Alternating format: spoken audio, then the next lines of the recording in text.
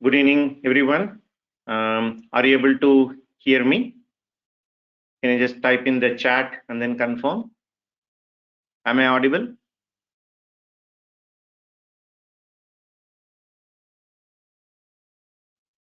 I'm getting some responses. Let me check. Rahul says, Rahul Patode. Then we have Sai, Anudeep, Sanju, Jacob. They're all saying audible. So thank you for your confirmation. Abhilash is also saying, then Rohini, Shailaja, Keshavan. So very good evening to all of you. Thank you, Mohammed, Amiruddin. Then we have Shiva Rudra also says yes. So very good evening to all of you. Warm welcome to the webinar on course journey and rather course detail and the placement journey with us in Emertxe Information Technologies. Maybe we are just 7:01 p.m. We'll wait for a few more minutes for others to join in, and then we'll get started in another 2-3 minutes. So in the meantime, I think it's a festive season. The new year is started. Even though it's late, I wish you all a very happy 2022 new year. And also the Pongal, Shankranti, Bihu. I think it's a festive season. It's a long weekend for all of us. So wish you all a great Shankranti, Bihu, Pongal. I guess the festivities are combined with the long weekend. So hope you are having good time with your family. Best wishes on that festival as well. So before people are dialing in, can you type in the window and tell me which place you are joining from, a town or city from where you are joining? Can you just type? Of course, I'm hosting this call from Bangalore, my home. You can see today is holiday for us, but today we planned this webinar, so most of you couldn't attend. So we have Muhammad Johar from Bidar, Karnataka, then Muhammad Amir from Hyderabad, Aishwarya from Mangalore. Then Karnool says Sai Anudeep. Krishna from Surat, Tamil Nadu. Oh, it's running quite fast. Let me read. Then we have Venkat from Vaniambadi, Hiba from Bangalore. Then as Afsal Balasubramanian from Tamil Nadu. Wow, we have somebody from Australia. Wow. Okay, I don't know what would be the time now. We have Muhammad Ashraf joining from Australia. I don't know. Australia's got also various time zones. I think Eastern and Western Australian time zone. Then we have Sanskriti from Nashik, Abhilash from Alapura, Kerala. Then Shiva from Bangalore, Sanju from Chennai, Sridhar from Belgavi, Saudamini from Ahmedabad. Then have Iranna from Vijaypura, Naveen from Kadapa. Then Nagaraj from Sirsi. Then wow, this is amazing. I'm just happy to see Mohana Krishna from Jaffna, Sri Lanka. That's brilliant. We have people joining from Australia and Sri Lanka. Jaffna has got a lot of history with with a lot of old olden Tamil literature and a lot of historical fact to that. Very happy to see you, Mohan, joining from Jaffna. It's called Yalpanam in Tamil. Very happy to see that. Muhammad says it's 12:35 a.m. Wow. Thank you so much, Muhammad, for waking up so late and attending this webinar all the way from Australia. It's very inspiring to see that. I guess there's a different time zones in Australia. I do have some friends. It's glad to see that. And we have Indrajit from Chikmagalur, and we have Tinesh from Warangal. Wow, that's my home ground when it comes to education. We'll talk about it. And we have Arjun from Kannur. So can you open your mic while during Q&A session? Yes, it will be highly interactive. In fact, you guys are going to talk. We'll keep it in the chat only because talking kind of disturb the whole flow. Sometimes I'm not able to hear. So we'll use the chat window as the main way to ask the question. Then I will clarify your questions through the I am Mubin should be joining. Mubin, have you joined the call? I'm not able to see you. Let me quickly check. Yeah, good evening, Jay. I'm there. Okay, good evening, Mubin. So thank you for dialing in. So we have a good number of folk still dialing in. We have about 100+ people in the call now. Yeah, that's good. So we have Shivakumar from Salem, Tamil Nadu, then Suresh from Hyderabad. Good to know that. All right, I think we are 7:05. We'll get started with the session. So once again, very good evening to all of you and very warm welcome to this webinar.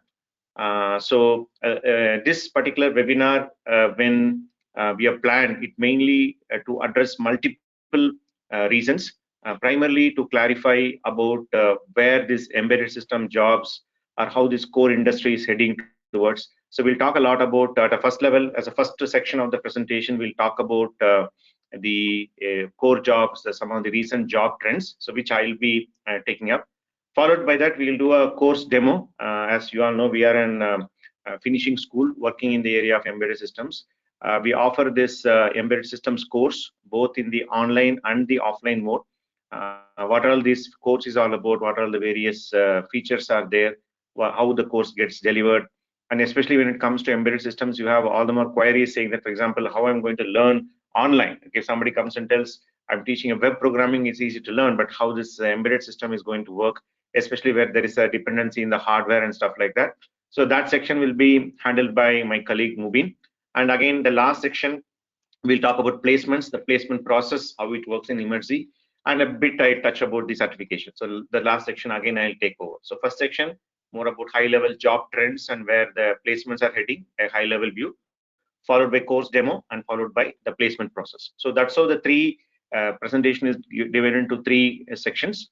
Let me set few basic protocols for this call. One is like, we will remain, all of you will remain mute because talking will create disturbance. So myself and Mubin will be primarily talking. And anytime you have questions, feel free to type, because in Emertxe we have this particular rule that no question is bad question and no question is stupid question. Every question needs to be addressed with its merit. Okay, and often other thing that we have observed over a period of time with respect to doing these webinars is that people feel more comfortable in asking questions in webinar. Would you agree with me, guys? Can you say yes? Suppose like 100 plus people are there, I'll make you sit in a conference, right? You may not feel so comfortable asking questions, right? Hiba, Balasubramanian, then we have Dayanand, right? And then Mali, Harish, then Sai Anudeep. So they're all saying yes, right? Because as a culture in India, we are not very much comfortable in asking questions.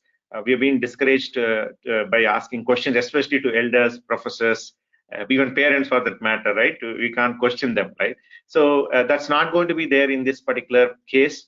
You can feel free to type as many questions as possible, because more than what we have to say, we want to listen from you and ensure that we clarify each and every question, right? So in case this particular call goes beyond the stipulated time, we kept a time till a couple of hours. Even if it goes, sometimes we are seeing when we do webinars, no issues. We can clarify that. In worst case, if it still remain unanswered, we'll see how to handle that. Maybe we can take it offline and then clarify it, right? The most important part, because these slides remain common, we've been doing more or less the same sessions for so many years. More than us, right? Me and my colleague Mubin, it is your questions and the interaction is what the most cherishing thing that we take away, right? Okay, because for us it looks pretty much the same slide. So please feel free. Don't need to think that am I asking a stupid question or it's a silly question. Don't feel. Every question has got this merit. So we'll take it with that particular spirit. So feel free to ask questions. And there are a couple of guys logging in, Manoj and Indrajit. They're all saying good evening. So good evening, guys. Can I get a commitment from all of you that you will ask us as many questions as possible?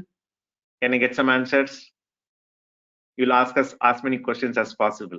Shailaja, then we have Ruknuddin, Sanju, Indrajit, Sai, Arjun, Dayanand. Okay, thank you guys. Okay, keep up the spirit. Anyways, it's a kind of a weekend. We don't have any other urgent thing to attend to.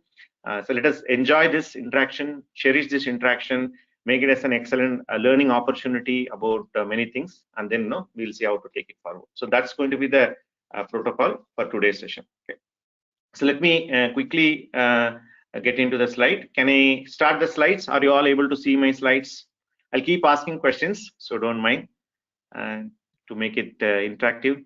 Okay, Indrajit, Mali, Harish, Abhilash. All right, so all are saying visible. So let me get into the slide and get started. So as I already mentioned, we are going to talk about the course journey and this particular placement course demo on the placement journey. So that's going to be the agenda for today's session, and it's going to be about our embedded systems course. So we are a team Emertxe. We are hosting from this particular call from Bangalore. Okay. Um, so just to give an idea about us, Emertxe, I think there's already question from Suresh. Suresh, just hold on. We'll take all the questions. Don't worry. Let me just do the introduction. Appreciate you asking the first question. Glad to see that. Okay. So we are an edtech company. We have been in the education segment from the past 18 plus years.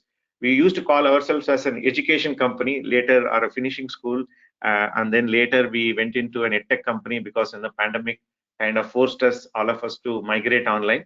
That is, I would say, a very good thing that has happened, where you as a learner and also we as a mentors delivering these sessions, and also the recruiting companies, they all used to, the online way of doing things. So today we'll anyways talk about it. 95% of the companies, right? Let me repeat, 95% of the companies are recruiting using the digital mode of hiring, right? Gone are the days where they'll call you, make you take the written test, do a face-to-face interview. Very few companies. That also I'm saying 5%. That's also very high. So whether you're in India, you are sitting somewhere in Jammu and Kashmir, whether you're sitting in West Bengal, doesn't matter, right? So that's where we also transition digitally. We are in a tech company. From a technology standpoint, we have three areas of focus. One is in the field of embedded systems, which has been our flagship course that we've been doing for the past 18 plus years.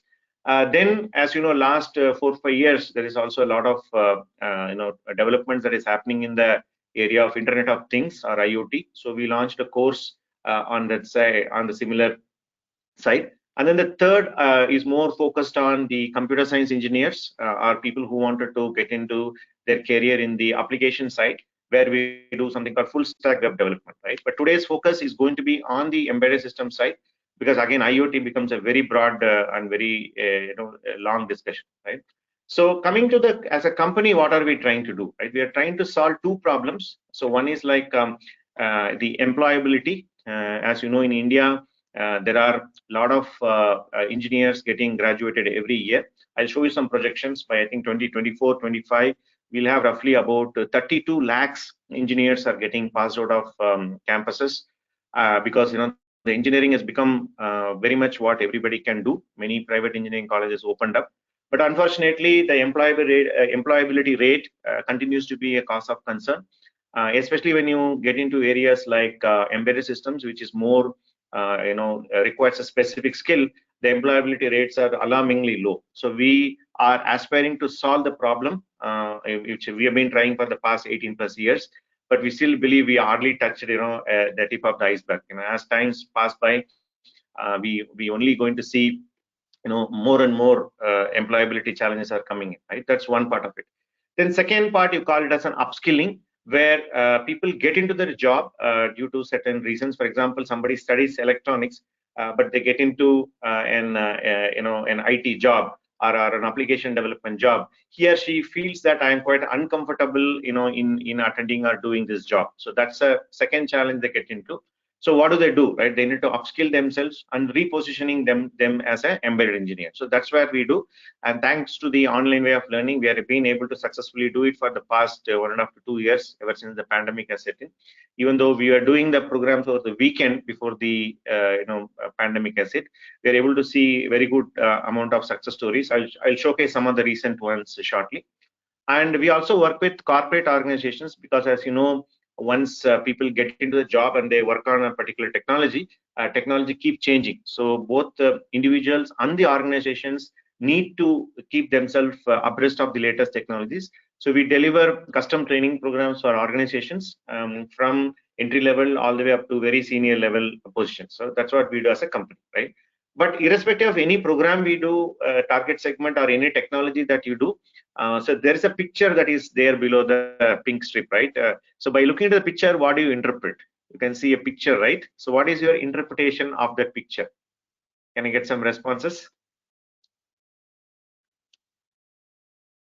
Can I get some responses? What do you see what is your idea by seeing the picture? Shape the mud, molding of a student. Very nice. So that is what is all about our skill, okay? And then you are getting to mold us, say Shashank, right? That's what we do. What we believe is, right, you guys are clay which need to be given appropriate shape, right? And other way to interpret is whenever you want to make a pot, right? Whenever you wanted to make a pot, basically you need to do things in a practical way, right? I cannot keep on teaching you, this is how you make a pot, right? When can you make a pot? Only when you put your hand into the clay and make your hand dirty, right? So our way of learning is hands-on practical learning. So two way to interpret the picture. I see most of you are getting it right. One is like we mold people, one thing. Second thing is when you are learning as a learner, right, from your side, when you see that, when you want to make a pot, you have no choice but to make your hands dirty. You never see a video and make a pot, right? You get into the clay, make your hands dirty, make some mistakes. Some of you are telling, right? Because when you make a part, you do a lot of mistakes, a lot of iterations, then only you'll get right. So that's our philosophy from day one, which has been over the years only gotten better, and then learning practical, yeah, stylized selling practical. So that's what our approach, any program that we do, okay, irrespective of fresher work experienced people or the corporate organization. There's another point that Shashank is saying, right? Our output is also important. Absolutely, right? We are here to produce results, right? We cannot say, I kept my hand all the time in my clay. What did you produce? If you show on a broken pot, right, nobody's going to buy you, right? So you need to make that pot beautiful enough, colorful enough, so that somebody can, somebody can appreciate that and buy that, right? And then Asma is telling great example. So thank you very much, guys. Okay, so that's our approach. So let me move on. Our core team, as I told, we have been in this education business for 18 plus years. I am part of the leadership team.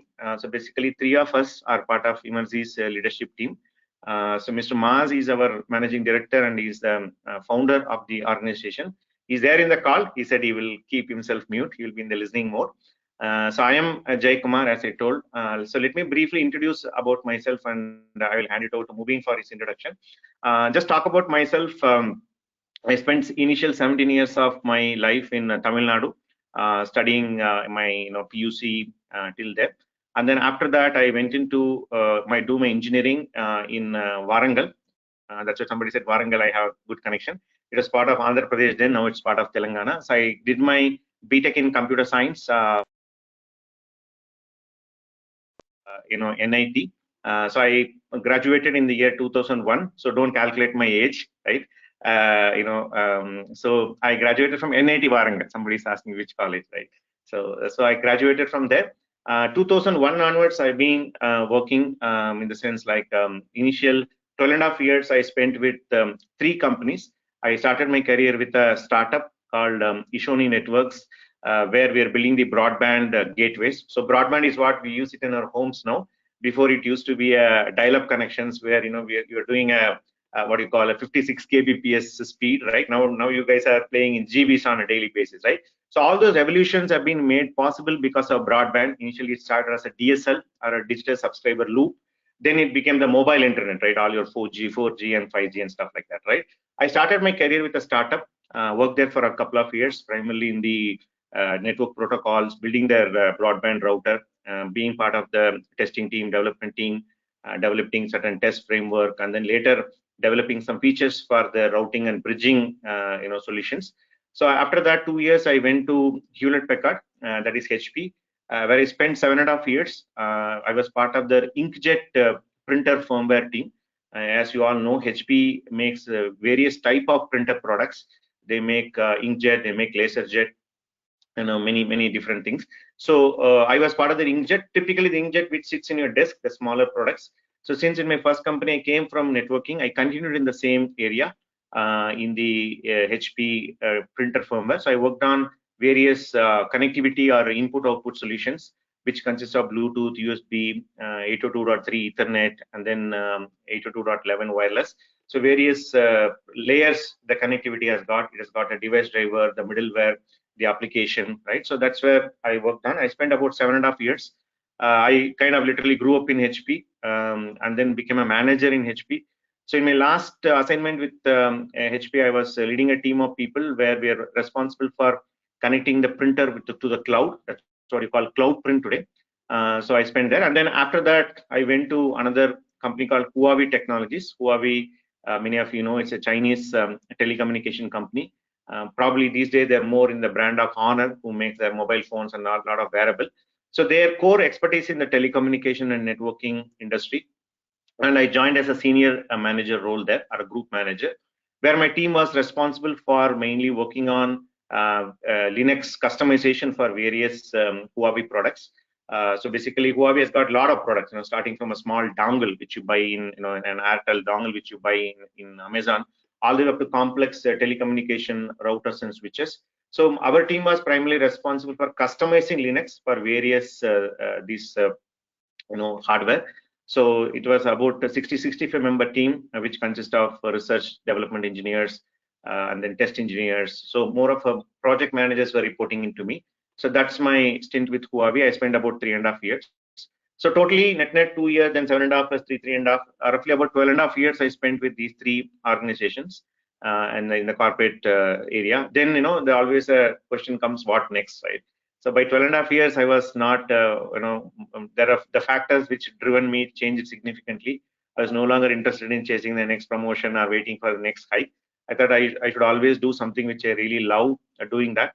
Education has been very close to my heart. And then ever since Emertxe started by Mr. Mas, we have been closely connected. So I quit my corporate career and then I joined Emertxe in the year 2014. Incidentally, I think today LinkedIn is throwing a lot of messages. I completed 8 years with Emertxe, so that's what I am. So I played various roles in Emertxe over the years. Currently, I'm doing more on the placement side, working with companies, bringing more companies for hiring, and working with the placement team. That's my major portfolio. Okay. And I always like to interact new people, hosting webinars and talking with new people. That's always been my forte. Reach out for us, look out to me. My name, Jaikumar Balasubramanian, Mubin Jukaku in LinkedIn. You will pick it up and then you can connect with us in LinkedIn and you're most welcome to stay in touch, right? So that's about my introduction. So Mubin, can you just go and introduce yourself? Yeah, sure. Jay, hello everyone. I am Mubin and I am currently talking from Bangalore. So good to meet you all in this webinar. And brief introduction about myself. I'm having around closer to 18 years of work experience. I worked in companies like Novell and HP prior to joining Emertxe as a technology head, and currently I'm working as a technology head and director at Emertxe. So just to give a brief idea about my work experience, I'm primarily coming from a development background. So I worked in Novell in a software which was mostly focused on developing groupware solutions. And I have expertise in developing open source applications, primarily in the area of Linux. And in HP, I got an opportunity to work in a team which built a software called as HP Output Distributor, primarily focused on developing solutions for managed printing, and wherein I got an opportunity to work on building cross-platform applications.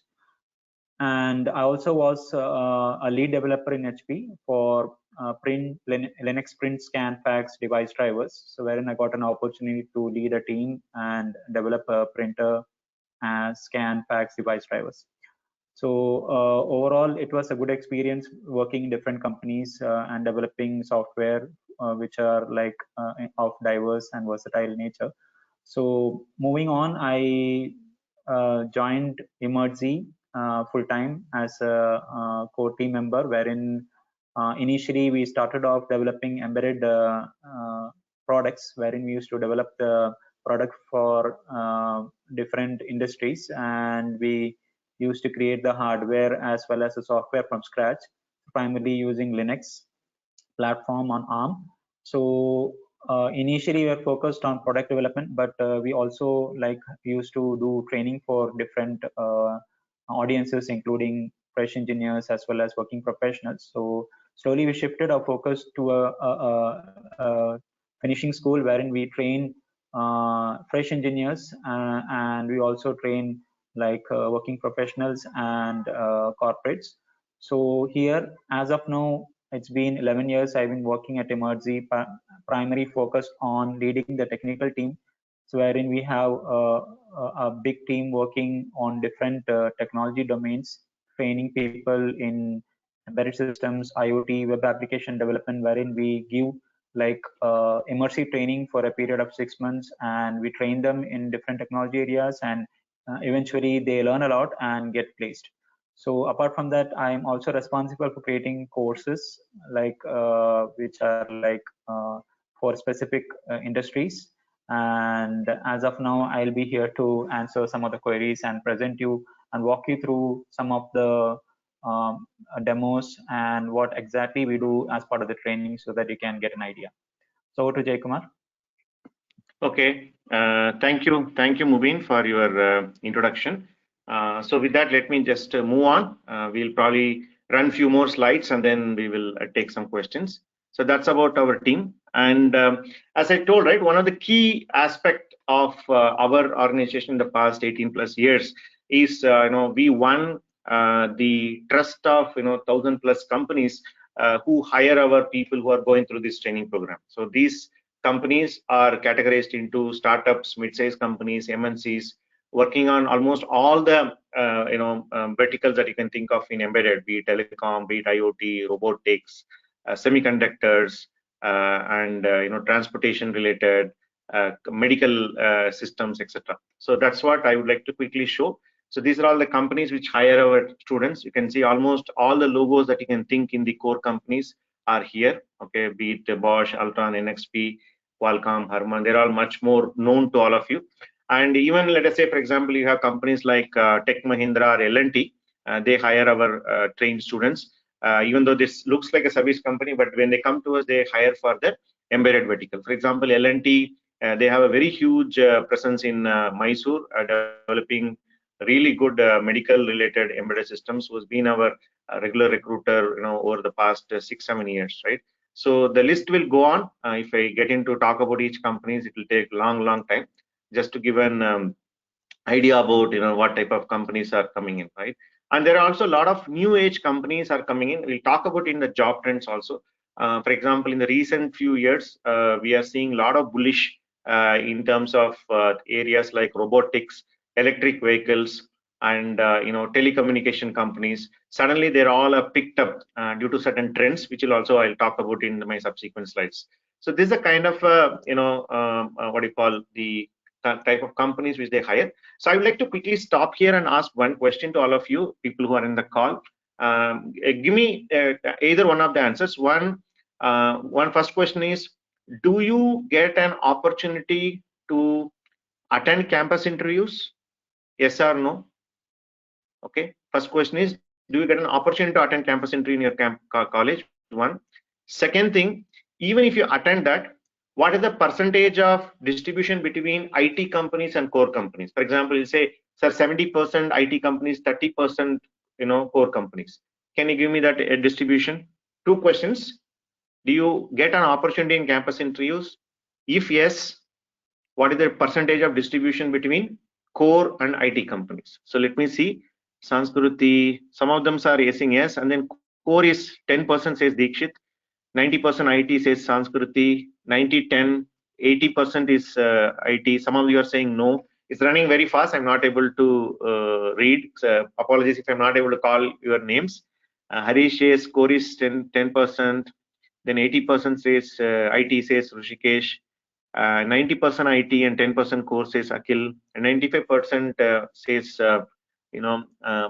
says Rakesh, right? 50% IT and 30% core says Ratna, and then 90% IT companies and 10% core companies, right? So 95% IT and 5% core, Rupesh, right? So good. So you can see, right, these type of the companies which are shown in the slide so far, right? Those companies will not come and recruit your in your kind of colleges, right? And other thing, what happens is even people when they get into a job, they get into an IT job, and then what happens is your aspiration is get into core, right? For example, people who said 90% of the core companies are hiring, maybe you will get into, let us say, an IT company. Let us say you get into TCS, right?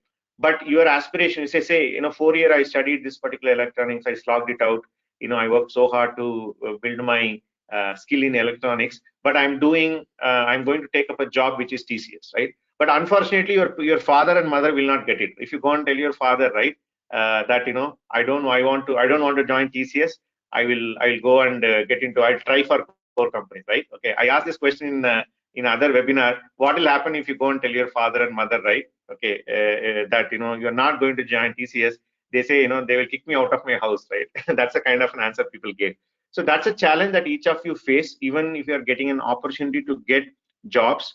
Majority of your job is in the IT segment, right? So that's another challenge all of you are going through, which very much we can understand, right?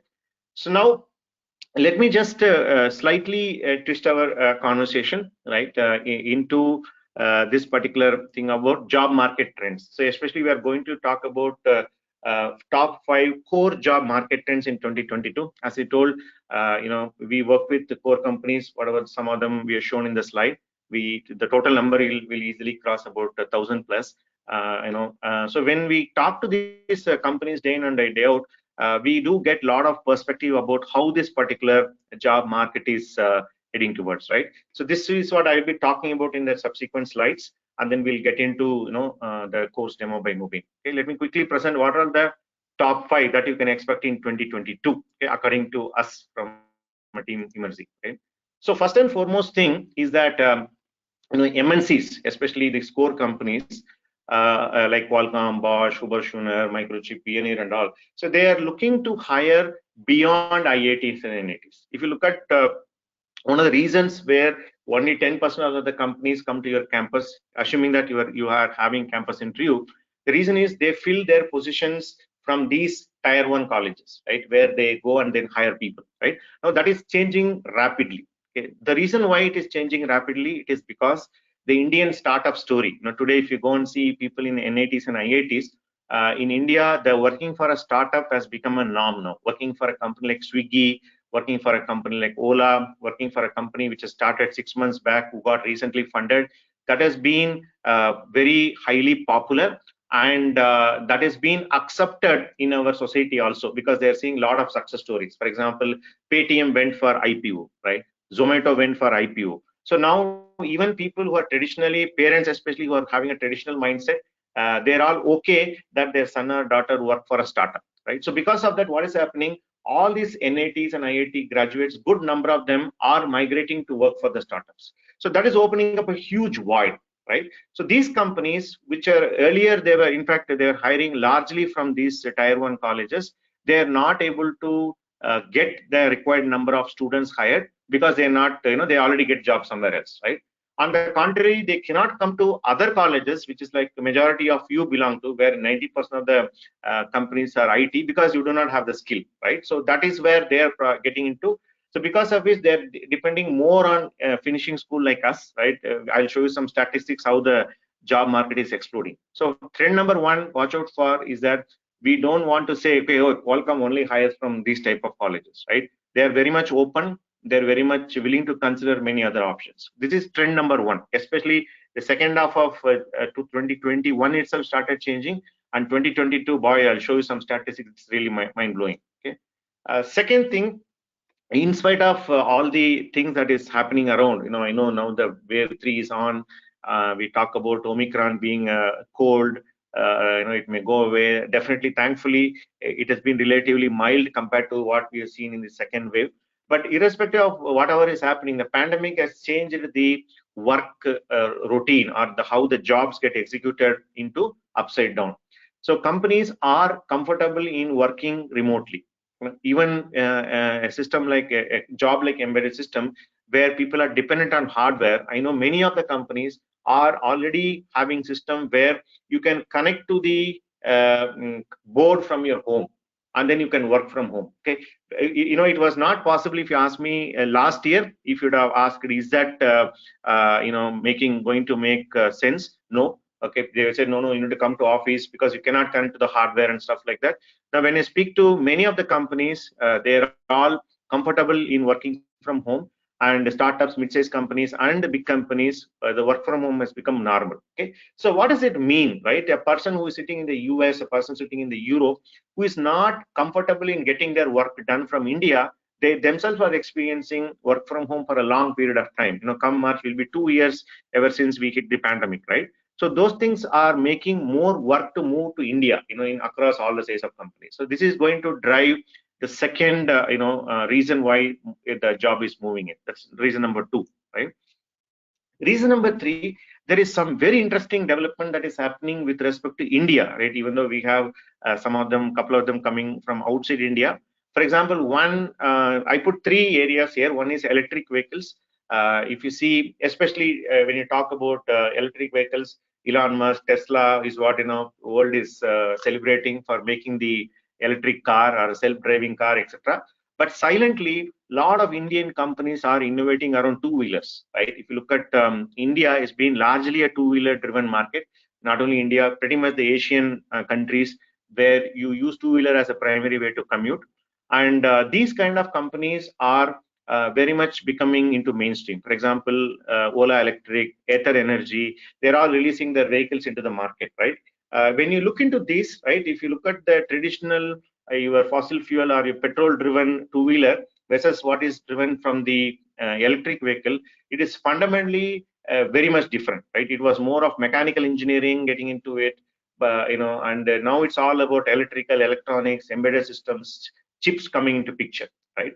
So not only that, recently we also saw some phenomena. Not only the electric vehicle companies, you need to build a lot of ecosystem around it. For example, we used to call it as a what do you call the petrol pumps, right? The petrol pumps will get replaced with charging stations. That's a huge opportunity. In fact, there are companies which are building charging station solutions which are recruiting our students, right? So the electric vehicle is going to drive, and India is in a very much in a leadership role where we have started innovating a lot around the two-wheeler. And even a traditional company, when you look at Bajaj, or when you look at Hero Honda, or when you look at TVS Motors, they're all becoming mechanical companies to electric companies, right? So that is a huge one area to watch out for, right? Second, there is already a question which just went up. Okay, there is a lot of buzz around machine learning, artificial intelligence, right? Okay, again, we know a lot of people in very close quarters working in this domain. So machine learning, if you ask me in a very simple way, right, you have a lot of data, and using that data, you build machine learning models so that you can predict certain things, right? Okay, that's what machine learning is all about. So one fundamental element for machine learning is data. A data set they call, or call is a data, right? So if you look at today, where this data is going to come from, right? Data is going to come from a device, right? It's not going to come from just like that, right? Today, if you look at embedded systems or IoT becoming integral part of machine learning, right? Where do they get data from, right? So machine learning, because of machine learning, all the semiconductor companies found a new meaning for themselves, right? Okay, which is what driving more jobs, right? And of course, I don't need to talk about robotics, where not only robots are getting deployed, in terms of automating certain things, right? Robots also becoming very much part of many industries, right? For example, if you look at Ola Electric itself, right, their complete manufacturing lines, right, is driven by robot. Robots are going to assemble the entire two-wheeler, right? So these are all the 3 areas which you should watch out for. Even though, for example, machine learning will look very exciting, a lot of people are talking about it. Definitely, it is also creating more jobs in the code. Silently, companies are growing very, very fast. For example, you recently look at Intel, you look at Synopsys, you look at AMD, right? They're not very much talked about. Today, people talk more about machine learning companies, right? Okay, Google people talk about, Microsoft they talk about, but they don't talk much about a company like Qualcomm. But just go to Google or just go to YouTube and just watch out some videos about what Qualcomm is doing about machine learning, right? You'll be amazed the type of semiconductor revolution that is happening, which is driving more jobs. So this is the reason number 3 that you should watch out for. Last, the fourth one, I did initially touch about it, right? For example, this is like a big challenge that we have been facing. In India, this is about 25 projections. We roughly have about 30 lakhs people graduating from engineering colleges every year, in which hardly a minuscule percentage of them are having the employable skills, right? If you look at this is the 31 lakhs is the number, right? And then 4 lakh of them get into a campus job. Even those jobs also consist of a lot of this IT job, which is what you guys have told, right? And then about 1 lakh of them will go for higher studies, right? And about 26 lakhs people are not getting the right set of jobs, right? So this is the segment which is going to grow. And your engineering colleges, we have been in talk with a lot of engineering colleges, professors. We've been working with a lot of academia. I don't think that is going to change, right? Okay, so it is all the more important is on the responsibilities on the individuals to skill themselves up, right? Then only you stay relevant and you stay employable. So this will continue to haunt us. Companies are continue to find difficult to recruit people, so which is also driving more jobs, right? More means more jobs are chasing lesser number of skilled people. So that is another reason to watch out for. And I don't know whether you are recently watching out these trends. How many of you heard about the investment or the subsidies announced by Indian government? About 76,000 crores is being allocated for subsidies for setting up manufacturing, semiconductor manufacturing in India. Okay. So the reason being there is a global semiconductor shortage. Did anybody hear about that global semiconductor shortage? Can you get some answers? Yes, sir, says Srivatsa. Okay. Building display and chip, says Arjun. Krishna says yes. Rakesh says yes. Vimal, Abhilash. I'm very happy to do that. Venkatraman. So just go on and simple do a Google semiconductor crisis. You just search for it, right? I don't need to talk further. The simple reason being there are not enough chipsets are able to get manufactured, right? I think Manoj is telling the right saying, right? Because of which, companies, I think Shiva is telling another answer, that because of which delay in vehicle delivery, right? Because we think car is a more of a mechanical instrument, right? It's changing very drastically, right? Okay. So every industry is getting affected. Okay. Or just simply think, right? You want to buy a laptop, right? Or you want to buy a phone, right? Let us say you want to buy a second-hand laptop. You cannot get today. It's very hard. Because why? Because of work from home, lot of purchased more desktops and laptops, right? And not only working people, you have a kid at home, two children, one children, three children in some families. They all need laptops, right? So that is driving more chipset demand, and all of them cooking to internet, that is requesting more bandwidth, so that is driving more, your hardware or your telecommunication equipment is getting much more loaded these days. Imagine, right? In my home, I'm doing this webinar, my daughter is attending class, right? My family members are browsing and watching YouTube all the day because you cannot go outside, right? So because of which, this has changed quite a lot, and it's going to remain, right? People are not going to, people just thought they're going to resume work from January, right? It's again changed, right? And companies are getting very much comfortable these things, right? So a lot of things happening where they're seeing, right, the complete semiconductor ecosystem is going to change, which is going to result at least 85,000 jobs, and then about 1,140 R&D centers, right? When you're producing a chipset, the chipset is like a body, it's like I'm having a hand and a leg and an eye. That's not going to do much unless there is a life in the body.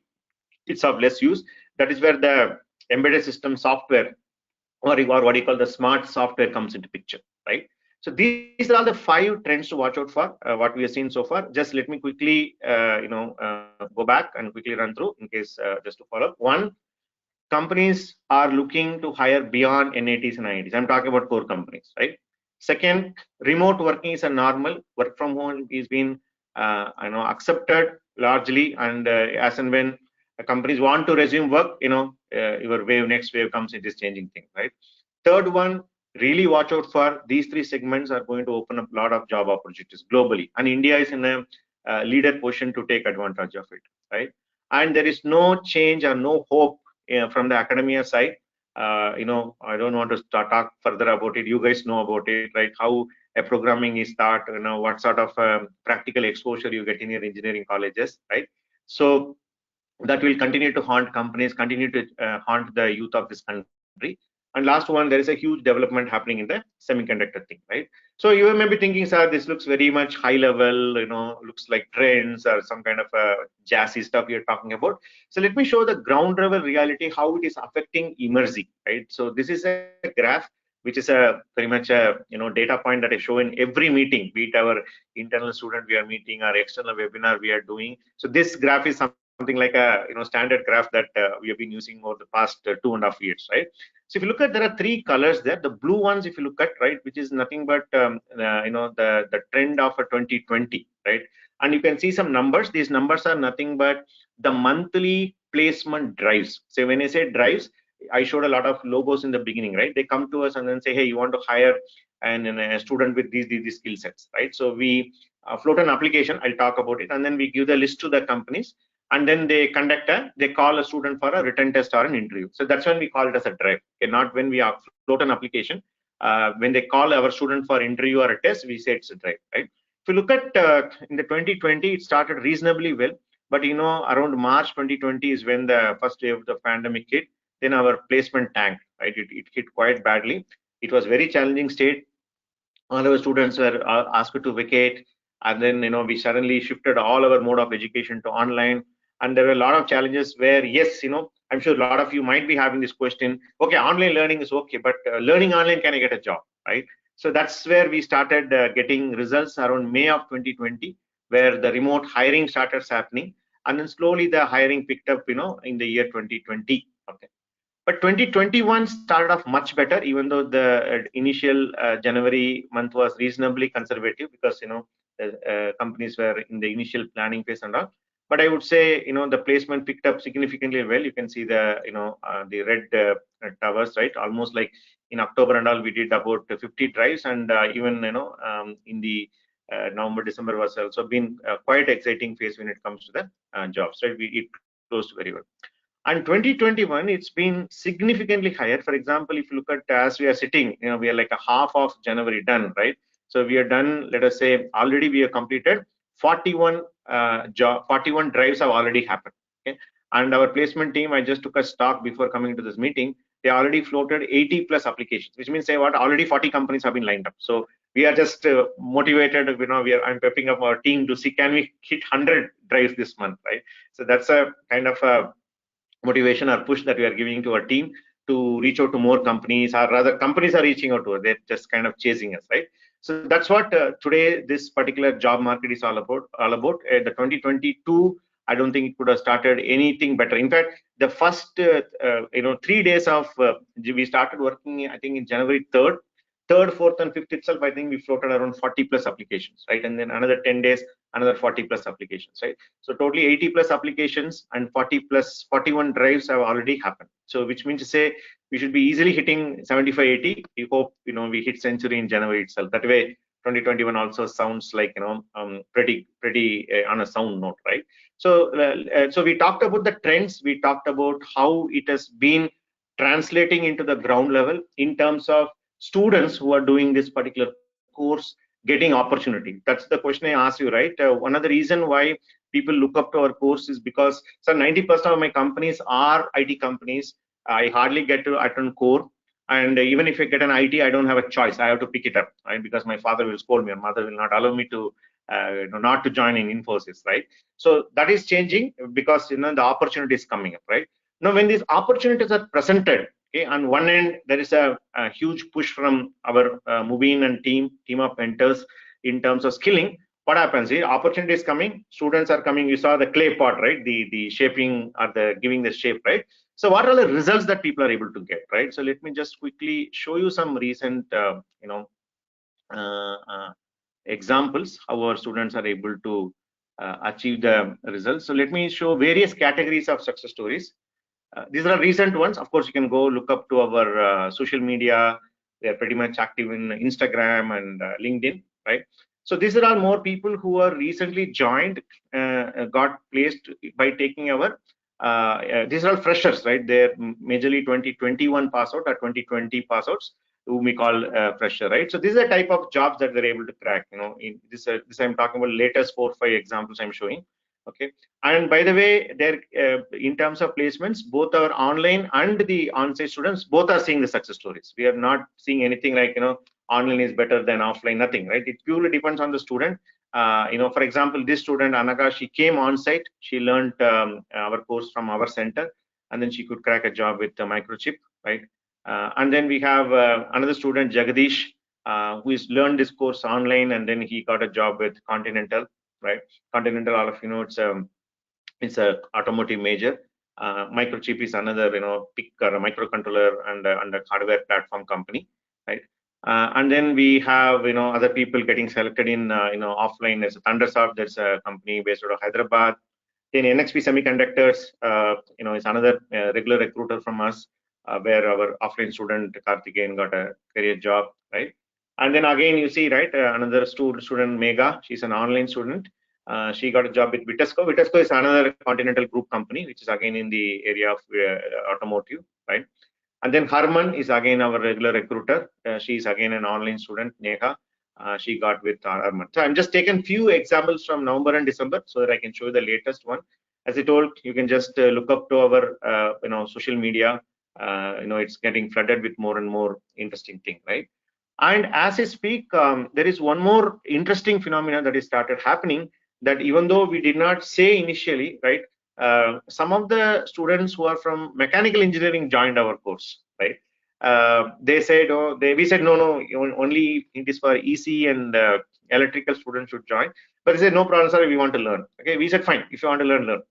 But it so happened in the last couple of months, we are seeing these two classic examples, these two students which you see in the screen, where they're able to, even though it's not like a premium salary, what they're talking about, which I showed in the previous slide, right?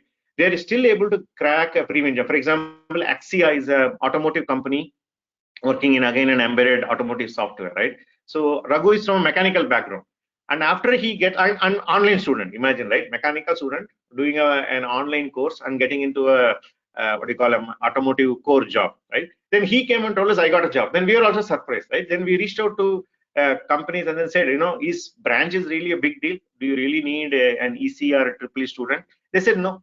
As long as they are skilled, we can give them an opportunity, right? So that's why I think around after seeing the success stories of Raghu, and there is one more chap, Jingyansu, he plays in another IoT. It's a Sixth Energy is an IoT company. Just look up; they're doing an amazing work both on the embedded side and also on the cloud side. So we opened up our course for all the branches. So if you're a mechanical engineer, civil engineer, chemical engineer, doesn't matter, right? So this is another set of success stories, right? So we saw two type of success stories, okay? And by the way, all these kids, all these students come from the same type of engineering college. They did not have two horns when they joined, right? They all humble, simple people who just came and achieved the results, right? In the similar lines, we are seeing another set of amazing set of people who are taking up our evening course, or people who are taking our online course. As you know, in India, we have huge challenge with respect to our women or our girl students who go through a lot of challenges. They get relocated after their marriage, or they need to basically take a break due to pregnancy. They need to spend time with the newborn, etc. And we started they started taking our online course, mainly in the evening course, or even sometime in the the day course, whatever. So there we have started seeing a lot of, they started breaking more myths, right? If you see, right, the previous two, we broken two myths. One, being from a tier 2 college, we can get into a premium job. Second one, being from a mechanical engineer, you can basically break and get into a core job, right? And these folks, let me just show you one by one. Okay, these are all there in all the our reviews or wherever my team is trying to publish, right? So this is a story of Anjana. She is having a 7-year struggle. You can see here. She is a MTech in 2014. She did all sort of jobs. She is a teacher. She is an academic associate, and she was an admin. She did all sort of jobs, and she joined our course. I think in the last 2021, and then she was able to get a job with Eximius, right? I see already questions coming from 2017 and all, right? Here is the story of 2014, right? After 7 years of career break, right, or doing something. Then you have Kushbu, who is a 2016 pass out. She had 2 years of experience, and then she has to quit because she was relocating to a different city due to her marriage and stuff like that. And she was struggling for almost 3 years, and then she was able to crack even in a reasonably premium company like called Park Partner, which is now part of KPIT Cummins, right? This is another success story. And then we had another student. She graduated in 2018. Her name is Kathy Sri. She again need to take a break, long break, and we understood her challenge. And she by the time she left, it was an offline course. Then she rejoined in the online course, and then she was able to resume after the 3 years of break. Okay. Then there is another story of Ruchi, who was working, but due to pandemic, she lost job. In fact, she was also one of the highly concerned person when she joined. Like in the similar way, we were addressing an induction class. She was really, really negative and pessimistic and worried about her future. and she was able to track, Vitascope, in my, and you see, right, it is her first placement opportunity. Okay? She is able to do that, right? And then another one came in form of Sangeeta. She's again a 2014, and she worked initially, spent some time, worked for a year. Then again, she had a second kid for which she needed to take a break. And then she came, and then she could get a job with Boat. I'm sure all of you know about Boat. It's another Indian success story of an MI or an Apple, whatever you can call. They're doing amazing work. All their audio headsets, it's all about embedded systems. Okay, I hope you are able to get that, right? So this way, people who are coming after a break, so we are breaking a third barrier called era password. Okay, one is I'm coming from a non-premium college, but I'm getting into a premium job. That is one myth. Then mechanical engineer breaking it. Then any era password breaking it, right?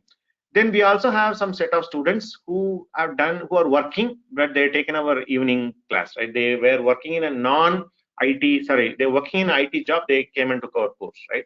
And then how they're able to achieve the transition. For example, we have Hari Priya, who was an intern with a particular company, which was in a totally different field. And she was able to get into HCL. When I say HCL, don't say it's an IT company. When we place people in the HCL's embedded division only. Okay. In the similar lines, we have Harish, who was a professor who spent, I think, maybe 5-6 years in a college called CIT, Gubbi. It's near a place called Tumkur, near Bangalore. So he came and took a course, and he also could get a break in HCL, okay, the career transition. And we have Pavan, who was an application side student who came, and he could crack a job with AMD. He's working in AMD now. And there's another chap, Rohan, who was working in Mindtree. He was working in the Java J2E application side, but he was really passionate. He could get a career transition with Toshiba. He's currently working with Toshiba. Okay.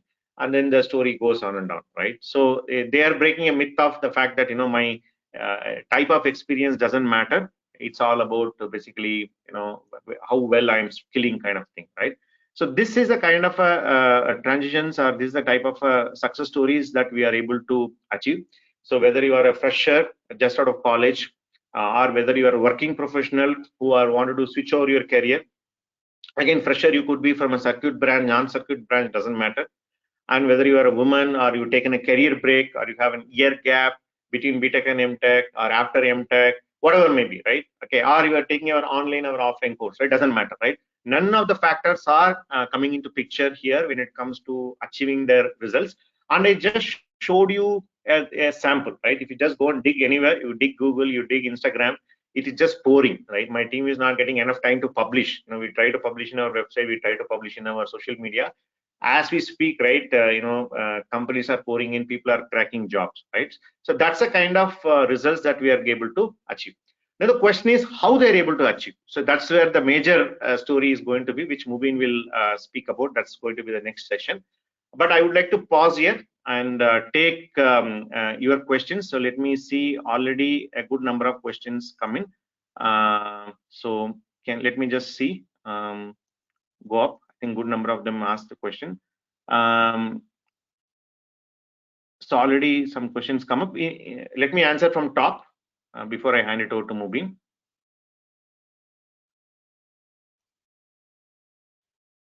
Give me a minute. Let me just pull up out of messages. Yeah. So Suresh Jala, he asked a question: what year passed out is considered for embedded jobs? I already showed you whether you're a 2014 as old as 2014. In fact, we even play students from 2012, right? Okay. So absolutely no issue. Kindly note, all these companies come to us because of the skill that you're building, not because of your year of pass out or your percentage or your previous work experience, right? I hope my examples have answered your question, Suresh, right? And then there is a question from Manoj. Manoj says, there are many applications for embedded like IoT, AI, ML. Which area we concentrate to get more opportunities? Thank you, sir. I requested, will you please explain what are the different domains in embedded? What are the opportunities, right? See, embedded, as I told you, it's very vast. Everything that you can think of is getting IoT enabled, right? Or embedded enabled. It could be consumer electronics, it could be telecom, it could be automotive, AI, ML, electric vehicles, robotics, what I showed, right? So everything is getting, becoming smarter by making themselves, IoT or embedded enabled, right? Here, when as an aspirant, when you are wanted to start your career, don't be vertical centric. That you can build probably 3-4 years down the line. First of all, you get into any of this domain. As I told, all the domains are giving amazing opportunities for our students. In fact, every recruiting company belong to one or the other thing, right? So I would say you get into any one of them, then later 3 to 4 years you can decide where you want to go. Okay, that would be my. Don't try both the thing. For example, I will get into core, but I will only get into IoT. Don't do that first.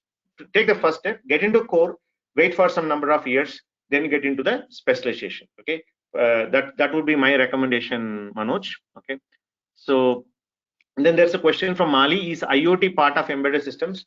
Rather, I would say its answer is reverse. Embedded system is part of the bigger IoT. Again, as I told, if we touch IoT, we need to speak for another 3 hours.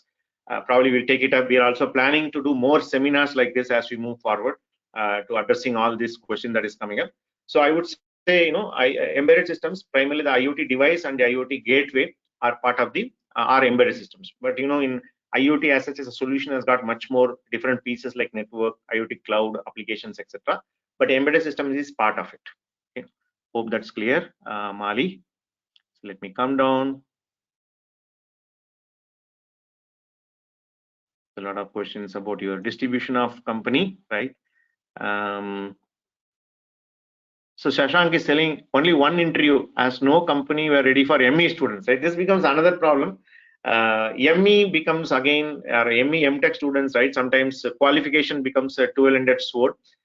You become overqualified for certain jobs, right? And the other sad thing with respect to MTech as a placements, if you see, we've been, as I told, we work with a lot of colleges and campuses. Majority of the TPOs are not bothered about MTech placements. For them, only the BTech placements matters, and that too large scale IT placement, which they'll put it in the graph of the company website and they'll attract more admissions. So that's where their goal is. So I agree with you completely, Shashank. In fact, it's very sad to see where some of our students who do MTech in VLSA and embedded systems and come and join our course, right? It's like, I would say it's a criminal, right? 4 year you do BTech in electronics, 2 year you do in embedded system and VLSA, and then come and join our course, right? It's sad state of our education system. Again, it's a 3 hour topic to talk about, right? But I agree with you completely. Okay. So let me see. Let me come down. There are a lot of answers given by all of you about the semiconductor crisis. And then Harish says, are they, from the looking at the example, are they all freshers? As I told Harish, I showed you multiple category of people. The first two categories, that is people who cracked the premium core jobs and the mechanical engineers, they're largely freshers. They're primarily 2020 and 2021 pass outs. And I also showed other two categories, which is the bringing women back to work, or our girl students who achieve the career break, and people who achieve the career transition, they belong to the working. They have some work experience. I'll put it like that. Okay. Then we have Kirti. Kirti says, I graduated in 2017. I was placed, but I did not join and started preparing for civil services, but I could not clear it. Now I want to get into a job. I want to know whether I'll be shortlisted by the companies according to the placement criteria. So Kirti, as I already told you, you've seen the success stories from the 2014. So definitely we don't see any issues for 2017. And by the way, recently we revised our placement policy also, where you will get 2 years of unlimited placement opportunities from the time of you completing the course, right? So let me clarify. Suppose you join the course in January, you complete your course in June, right? You can start applying from March. But June, assuming that you complete June 2022, you will get opportunity from us till June 2024.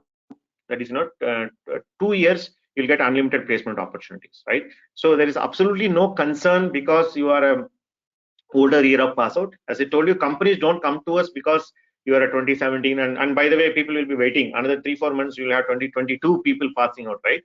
You don't need to worry about that. That's a different ball game. We are not playing the ball game of year of pass out or percentage. We are playing the game of skill and demonstrating that skill. Okay, so I don't think you need to have any concern at all. Some of the example which I showed itself should have clarified your question. In case you still have, just feel free to type. Okay. Timing of the evening course, says Arjun. Just Arjun, hang on. The next session, that is Mubin's which is the major part of the presentation. So he will explain about the evening, what are the various modes of classes that's going to happen, right? Then we have Somesh. Somesh says, sir, I am completed BSc pursuing MSc, no, can I join? Somesh, that is one area of concern still from the companies. In fact, when I said we reached out to the companies asking for, can you hire any branch students, right? They said yes. That's when we opened up from November, saying that any branch students can apply for this course. But still there is some hesitancy about MSCs, right? Even though you may, we can see that MSc, let us say you're doing electronics or physics, right? You take a syllabus and compare with a BTech ECE, it pretty much look the same. Okay? We are still trying to work with companies and trying to convince them. Probably it will take some more time. But as of now, we cannot commit placements for MSc students. Okay, that's a hard reality, not from our side, from the company side. Like hopefully, we are looking forward how we convince companies to hire a mechanical engineer for an automotive job. Definitely, MSc students also should be reaching that particular foray going forward. Okay, so hope that clarifies, Somesh. Placement opportunities for experienced people. Yes, Munir, I clarified you. People who are able to achieve the career transition, they're already working. They are able to get into a transition to core job. Again, there we saw two type of people, right? When they get into a core job to a new, when they make the transition, recently, if you see some of the companies, I can take a recent example of Qualcomm, where we placed two people. One guy is a reasonably young person. I think, he 2020 or 21 pass out, and there is one more student who is I think having about 3-4 years of work experience. I think she was part of our evening batch, if I'm not wrong. So when the companies hired them, when they made the transition into this one, so Qualcomm considered that particular previous experience also and put her in a next level of hierarchy. I think she got an senior engineer role, and the other guy, fresher person, got an engineer role. Two people both got placed in Qualcomm, got different designations and different salary levels also, right? Needless to say, right? So that those type of stories are happening. So good number of our experienced people were able to showcase. Some of them I showcase, right? Still many things are happening. I'm trying to grab the data from my team. As I told, imagine, right? Every day we're doing like 4 to 5 drives, right? It's been very busy times for us, but it's all happening. Companies are not at all bothered about your previous means experience. They bother, can you demonstrate your embedded skill when you come to your interview? Then there's a question about what is the cost of the program, Sayan. Regarding cost and fee, I would request you to get in touch with our team, or if you are in this chat still, can you just put me your email ID so that I can store it, and I'll ask my counselors to get in touch with you to explain the fees. There are some scholarship programs time to time. Whatever the recent program, they will share it with you. Okay. Then we have Sai Anudeep. Sir, I am from civil background from 2019. No problem. Okay. As told, civil, chemical, mechanical, metallurgy, material science, all are welcome. No problem. Okay. Sachin is telling, sir, is there any difference between online and offline course, right? I would say from the placement point of view, absolutely no difference, right? As I already showed you, some got job through online, some got job through offline, and companies don't care, right? They say, when you come for an interview, can you demonstrate your skill set? So that's what they're looking for. But in terms of the course delivery, there are some differences. Mubin will cover in few minutes from now. Okay. Then there's a question from Kaushik, sir. What about MCR, BCA? Same thing like MSc, Kaushik. We are still not, we did not get buy-in from placement companies for MSc and MCA. So we'll not be able to commit with respect to placements. Then there's a question from Aishwarya. Criteria for placement. Criteria for the placement is very simple. You need to have minimum first class engineering. That is 60% what we claim. Second thing is our mentors will be conducting a placement eligibility test, which you need to clear in order for you to apply for these companies. So those two are the eligibility criteria. Okay. Can we try other jobs by doing this course? I don't know what you mean by that, Manogra. Okay. So I don't know why you need to try other jobs when you're doing this course. So I would suggest it, don't keep your legs in too many places. Let me take some water.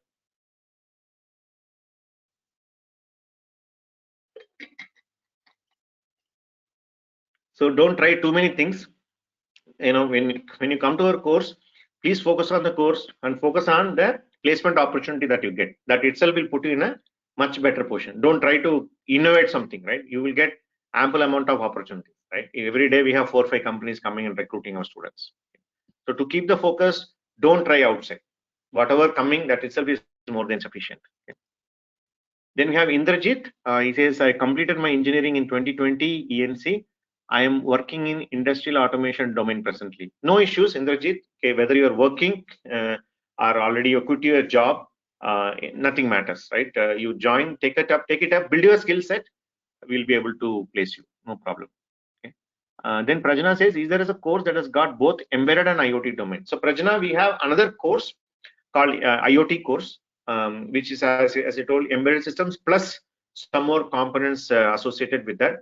So today's discussion, we are not going to discuss about that. As I told, if we discuss, it's already 8:10, right? I'm sure Mubin will be a little angry with me, right? So it will take much longer. So, it's different course. Okay. Then company will have some criteria, I think, EC, CSC. Yes, Saideep, that was Sai Arudip, that was there some time back. But nowadays, if you see, right, companies are very much comfortable to consider students from non-circuit branches also. I showed you examples of mechanical students, right? In fact, they proved us wrong. Okay. In fact, even in a placement team, we said we cannot commit, but they applied, they got selected, and then only we went back to companies. Hey, look at these two kids, you hired them as a mechanical. Can you open it up for others? They said yes, right? Majority of them are opened up for all the branches. So your branch doesn't matter, your year of password doesn't matter, you're coming after a year gap doesn't matter, you're already working doesn't matter, right? And you're coming after a break doesn't matter. That's why I showed you various categories in which our students have achieved the success. But once you join, you need to follow what mentors are going to say. That's Mubin will talk more about it. Okay. Then there is a question from Arjun Anu. So I just enrolled in the batch starting 25th Jan. I paid the advance of 22,000 rupees. Will I be contacted again regarding the future process? Yes, Arjun, our team will get in touch with you. As I told, if you can put your email ID, similar to this, one more student asked about the fees. I'll just note it down and pass it to my team. They will definitely get in touch with you and share you further information about how to do your enrollment. Is it possible to complete the course doing jobs? Says Shashank. Yes, Shashank, absolutely. That's what our evening course is all about, which is planned between 7 p.m. to 9 p.m. You can do your job and also do this course. Okay, no problem. Can it change my domain by your classes? I don't know what you mean by that, Indrajit. When you say domain, I hope you are referring from IT to embedded. Okay, if that is what you are looking at, you can very well do this. Okay, hope that's clear. Or if there's any question, please type it below. Okay. Is there any lab session conducted? How it will be conducted, says Akhil. Akhil, please wait for some time. Mubin section will talk about how the labs are going to conduct, and he'll be walking through the various steps our mentors do in this course. Right? Then there's a question from Dayanand. He says, currently I'm working as assistant professors from last 6 years, 2014, passed from NIT Warangal. Wow, he's from same college. Want to switch a career in embedded? Yes, Dayanand, as I already told you, I showed an example of Harish, who is able to make the transition. We also had one more student, he was, I think, he was from 2012 pass out, if I'm not wrong. We are able to get him placed in a robotic company. It is possible. Okay.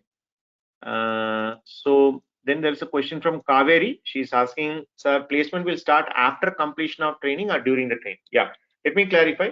Once you join the course, right, you need to complete basic modules, that is Linux systems, C and C++. Mubin will talk about it. So once you're done with it, which takes about 3 months of time, you can start applying for placements after you complete those modules. That means you don't need to wait till the course completion. Kind of, you're done with level 1 modules, you can start applying, right? And then you can complete the course.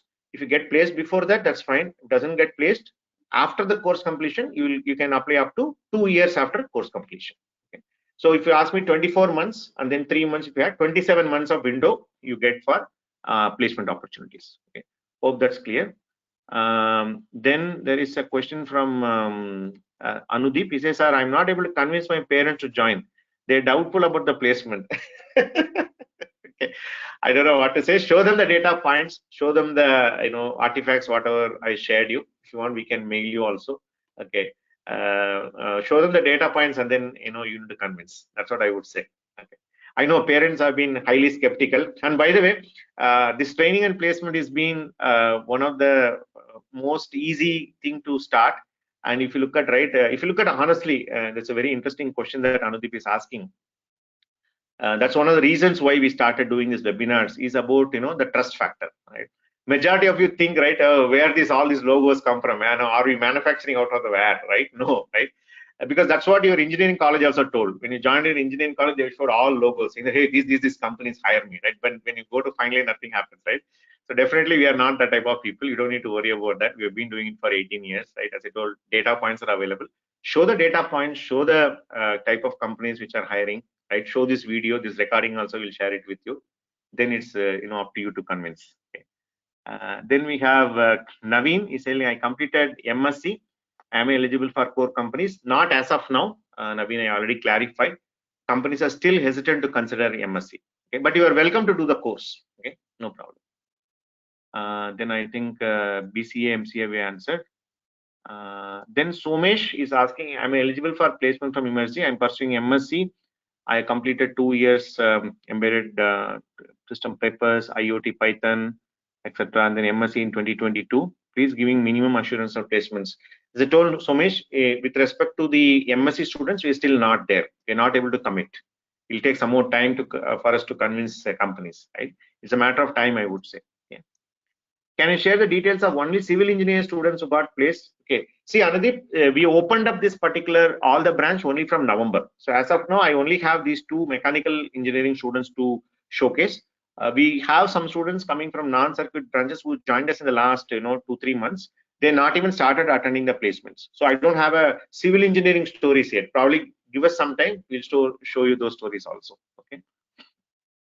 I think Shashank keep typing the same question. I hope I answered you.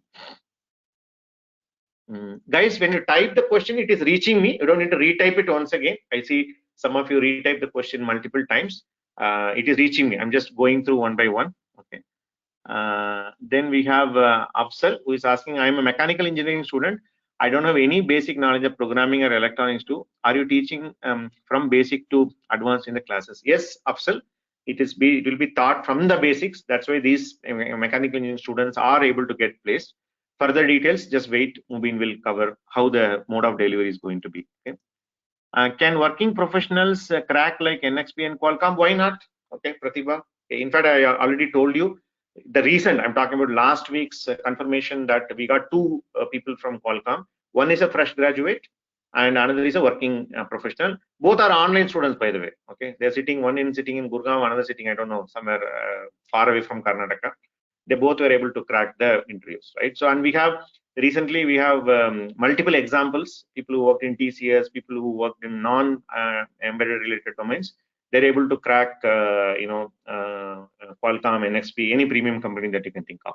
There's absolutely no barrier from our side nor from the company side. If you go there, demonstrate your skill set, why not? Definitely. Okay.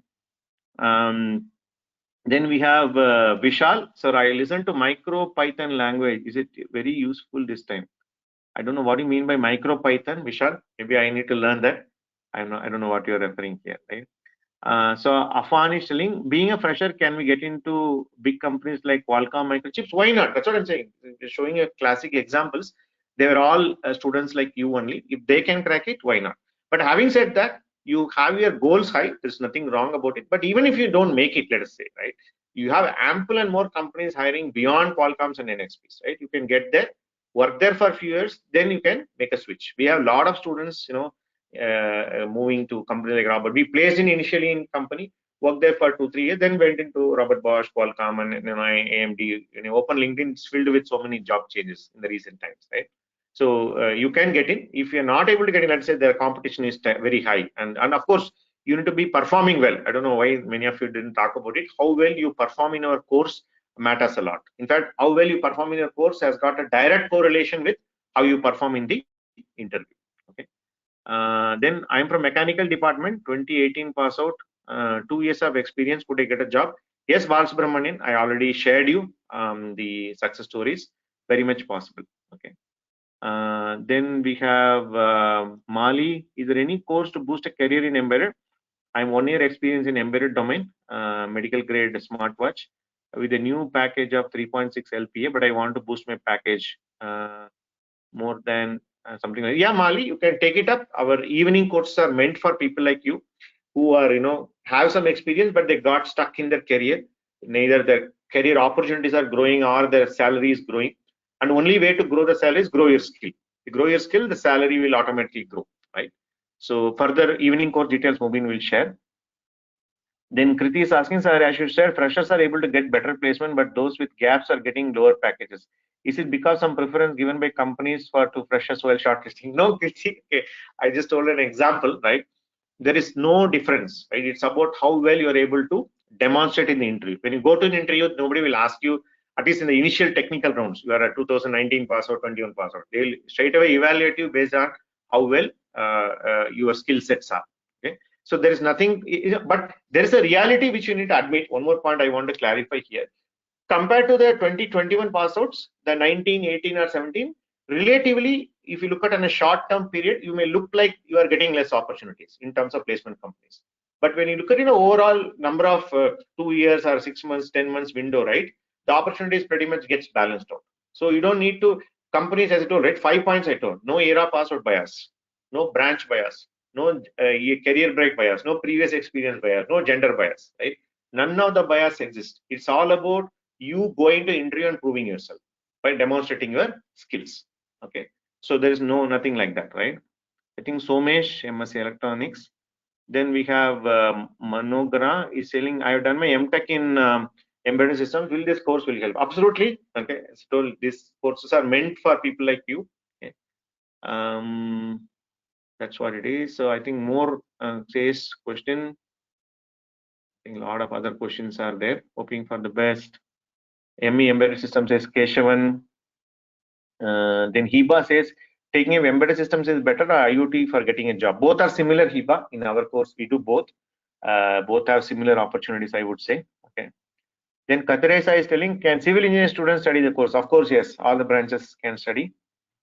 Then Sayan is asking this question. Let me copy your your email ID. This chat is little Sayan.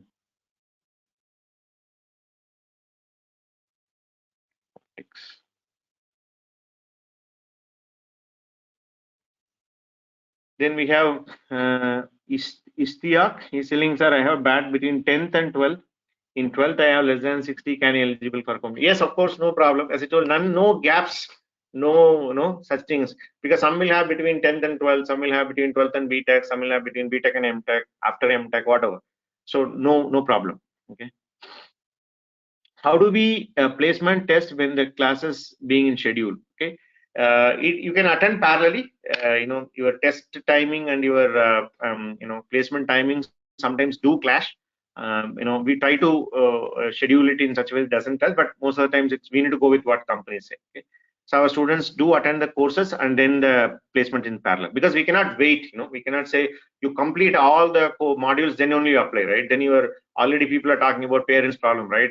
Your BP will raise and parents BP will raise all the more, right? I can't hold you guys after 6 months, right? So given the best opportunity, given the particular timeline, start attending, don't wait. Okay. Course fees again asked by Muhammad Johar. Let me note down. M Johar 062 at gmail.com. Okay. I think still a lot of questions are coming up, guys. It's already 8:20. Okay, I know it's like 9 o'clock is what we have planned. Okay, so let me pause here. I know some of the questions I'm not able to take. I would like to hand over to Mubin because he also got a lot of questions to cover. Hope we will be able to come back and answer. In case I'm not able to answer some of your questions, please wait for some more time. As I told you, even if we are not able to answer all the questions, we'll see how we can come back and answer. Probably we'll circulate some sheet or something where you can do that, or we can do some Q&A session separately. We'll see that how to do that. Okay. So, can I get some responses? How are you finding the webinar so far? Are you able to connect with whatever is been presented so far? Are you getting an idea about core jobs, where the job is trending, etc.? Arjun is telling, yes, sir. Then Kaushik is telling it has been great so far. So far, good, says Siva. Then Diana says very clear. Rakesh says thumbs up. Superb, says Harish. Then yes, sir. Awesome, sir. It's great. Very informative. Thank you for your patience, says Anudeep. Welcome. Okay, that's our job. Then Manogna says clear, clarified most of the doubts. Excellent, says Krishna. Like that. So still question from Arun. And then yes, sir. Thumbs up, says Shiva. So thank you very much, guys. So I would like to pause here, and then we'll shift to the second section, which is about course. In fact, that's the main agenda today. But I know the course has got to be seen with respect to placements, because I know when you're attending the webinar, your first concern will be about placements. That's why we thought we'll show you certain data points and trends. Then we'll move to the course section. Okay. So let me pause here, and then Mubin, can you take over? Yeah, sure. I'll run the slides. Probably you can start talking. Yeah, that will be good. Yeah. Okay, let me move to the next section. So let us get to the course demo, guys. Okay, and then Mubin, when you want to demonstrate, probably I'll unshare my desktop. You can showcase your other demos like that. Okay. Okay, sure. So go ahead, Mubin. All right. So thanks, Jay, for a detailed introduction about what we do in terms of course and how the placements look like. So I will brief about what embedded system course is all about. What are the different modules which are taught as part of the course and why we need to learn as such. And I'll also walk through some of the things which a learner will go through in terms of how the class, lab, in terms of like what assignments, assessment, etc. will be, and also try to share, if possible, a brief maybe clip of how the live classes look like, so that you also get a feeler of how things are. All right. So idea is like when you talk about a fresh engineer, or when you talk about somebody who has completed engineering and wants to get a job in the core domain. So the primary reason why, let's say, a student or maybe a person who got a job in a non-core domain is not able to get into core domain is because of the skill gap, right? So there is a gap in terms of what we learn in college and what the industry expects, right? Even though we study around maybe 45 plus subjects in college, I know that, I'm sure we all have gone through that. We hardly remember any of the subjects which we study. The primary reason is because our focus is most on getting marks. It's not about like learning skills and maybe applying it in real applications. So that's where we've seen engineers lack a lot. So our objective of delivering this course is primarily to ensure that the skill gap is being addressed. So students should be like skilled enough so that they have necessary like skills in the domain which you are learning. For example, embedded systems, whatever skills are required, we teach those skills. And when you learn that and you apply for a job, the company will clearly see that, okay, these students are skilled, we can hire them because they have the required capabilities. So by doing those courses, you will be able to learn a lot. You'll be able to like crack the interviews and eventually get a job. It's not just about getting a job. After you get a job, it's important that you start working on the projects which you've been given by the companies. So companies, it's like a very good advantage for them. They see that our students are skilled and they're able to place them and put them into project with minimal training. That's what we'll achieve. Can you move on, Jay Kumar? Yeah, sure.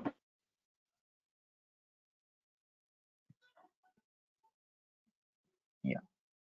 So we have like multiple training offerings. One is like embedded systems and other one is IoT. So in this webinar, we will be talking about embedded systems certification program. We call it as ECEP, Emertxe Certified Embedded Professional. And the delivery mode is two. One is like we have offline training, which happens in our Bangalore office located in MG Road. Other is online training, wherein anybody is sitting in any location can take up this training.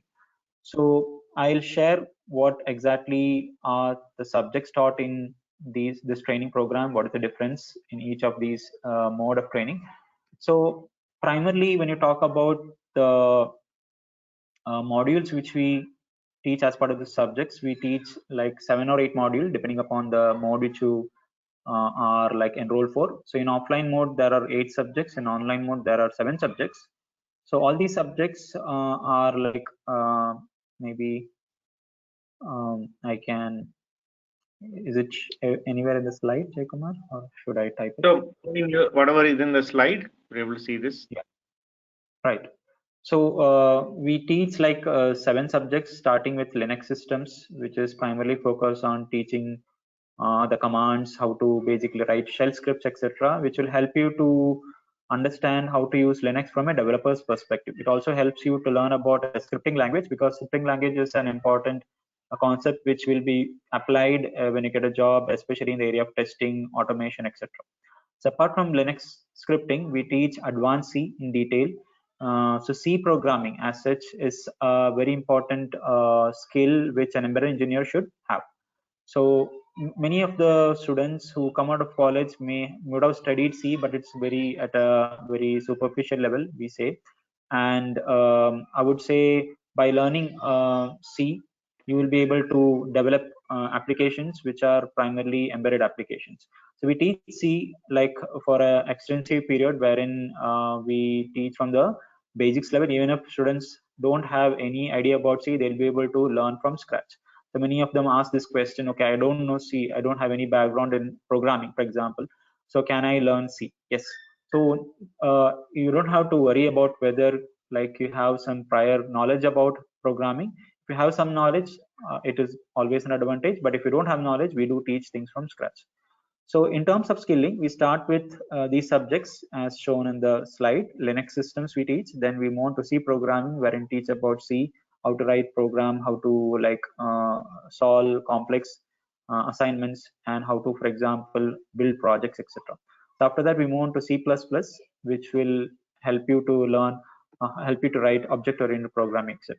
So whatever modules has been crafted here is like industry relevant. It's not that we just have these courses listed, but these skills are required by the companies. That's why we're teaching them. All right. So after these subjects, we teach like core subjects like data structures, microcontrollers, Linux internals, embedded Linux and ARM, etc. Can you? Yeah. So data structures are like important for anybody to develop complex algorithms and to build efficient programs. So we teach data structures from that perspective, and it's also important for you to crack interviews. For example, when you go for an interview, they typically start with C programming, then they'll want to see whether you know data structures, etc. So then we talk about microcontroller programming. So microcontroller programming is the core of embedded systems. So here what we do is we teach microcontrollers from a general perspective. It's not that, okay, you learn microcontroller for a specific MCU like 8051 or teach it from a general perspective. But when you learn these microcontrollers, you learn about the architecture, you learn about peripheral interfacing, you learn about reading the data sheet, learn about programming, etc. So microcontroller programming will be taught using PIC microcontroller. Here, when you talk about online mode of delivery, we use a simulator which is called as PIC Sim Lab, and this simulator works almost the same way a real physical hardware works. So when you take the offline course, we teach the microcontroller subject using real physical hardware, whereas when we talk about online training, we use a simulator called as PIC Sim Lab, which is a hardware replica of what you will be learning in the offline mode. So we have like in the last 2 years, a lot of batches, hundreds of students who have learned microcontroller using the physical simulator. They don't see much of a difference in the way they learn using a physical board. Apart from that, we teach Linux internals and networking, TCP/IP networking, wherein we teach about operating system in general, what is operating system, how to develop applications by using the features like which is provided by OS, like how to create multi-processing applications, how to do multi-threading, for example, how to implement inter-process communication, and so on.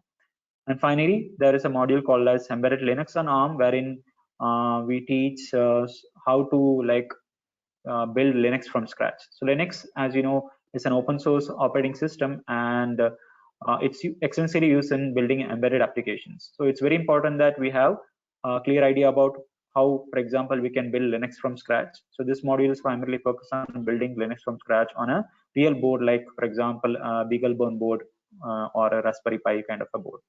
So these are subjects which we teach, and these skills are categorized in different levels, like level 1, level 2, level 3. So typically, when you complete level 1 itself, okay, we don't even stop you to complete. We don't even want you to complete level 1, but after completing C module itself, your placements will open. So minimum skill which is required for anybody to like apply for placements is C programming. Can you move on, Jay Kumar? Yeah. Right. Apart from these technical topics, we have like sessions which are oriented towards like soft skills, resume building, interview preparation, etc. We call it as Disha workshops. In Disha workshops, we have like people who are like experts in like delivering sessions on resume building, how to attend like interviews, and general topics which may be related to like building a career. Apart from that, we have something called as interview prep sessions, which are typically oriented into towards two things. One is like topic specific interview prep sessions we conduct, and other is company specific interview prep sessions we conduct. For example, a premium company like NXP comes, or a premium company like Qualcomm visits, or a premium company like Robert Bosch comes, then we want like everybody, we want basically maximum outcome. So to get maximum outcome, it's important that students are prepared. It's not that students are not preparing, but it's if you have focused like prep sessions towards like questions which are like frequently asked for that companies, so the conversion ratio will become very high. So that's about the skills which we teach in like ECP course, and by doing this, definitely like students learn a lot and they'll be able to crack interviews and become a full-fledged embedded engineer. Yeah, so as mentioned, we do have like a different stream of like training sessions, which is called Disha, wherein we focus on aspects like prep workshops, then resume workshops, interview prep sessions, like and things like behavioral skills we try to impart, and sessions on career building, etc.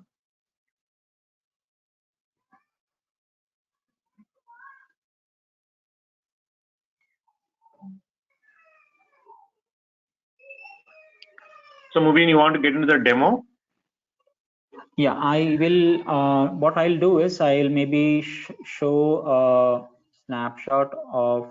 I'll walk through how the students like view the course in terms of like their online learning experience. So what we do is we I'll have something unshare called my. as a. Sure, Mubin, yeah, shall I unshare my desktop? sure, you can do that. Okay. Yeah, I unshared. All right.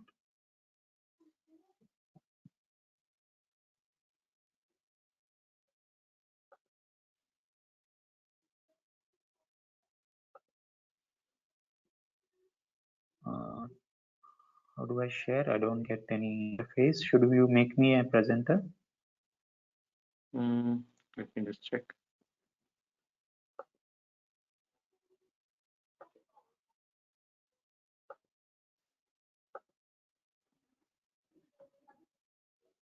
Yeah, I made you. My screen is visible now. Is it visible? Yeah. All right. Okay, thank you.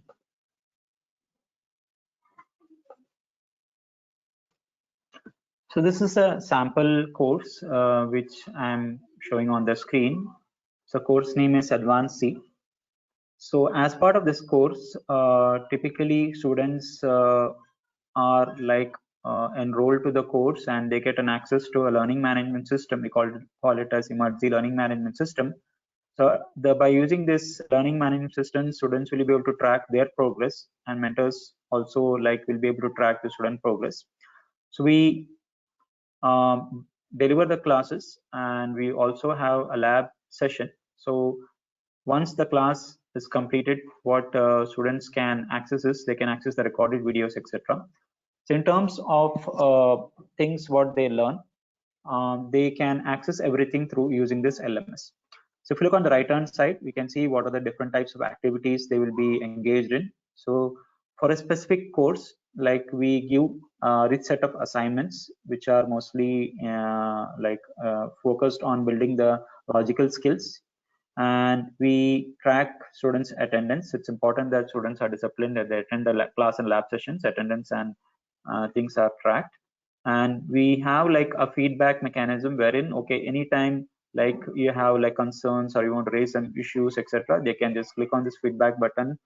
Or we also have like direct like contact numbers of support and mentors. You can even message them using WhatsApp, and you can send feedback to them for whatever reasons. And to like have like an open forum, so we have a forum, discussion forum, wherein students can ask doubt anytime. So the advantage of using forum is that when somebody posts a questions, your batchmates can also answer, as well as your mentors are there to moderate you and answer their queries. So as part of the module, we give students quizzes. So it's important that students are evaluated in MCQs, subjective based questions.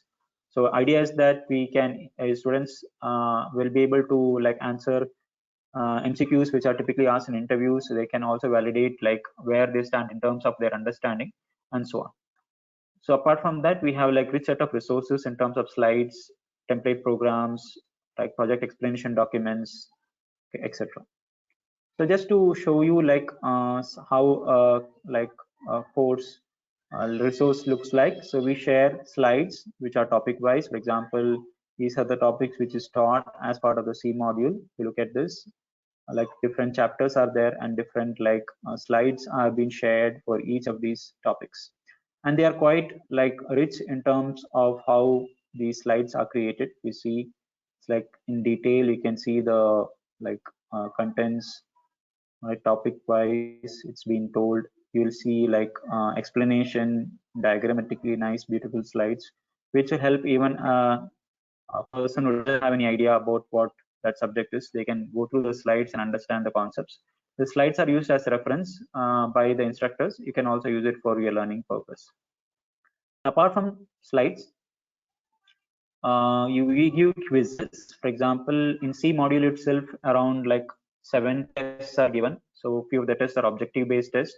You can see here there is an objective test which like is in the form of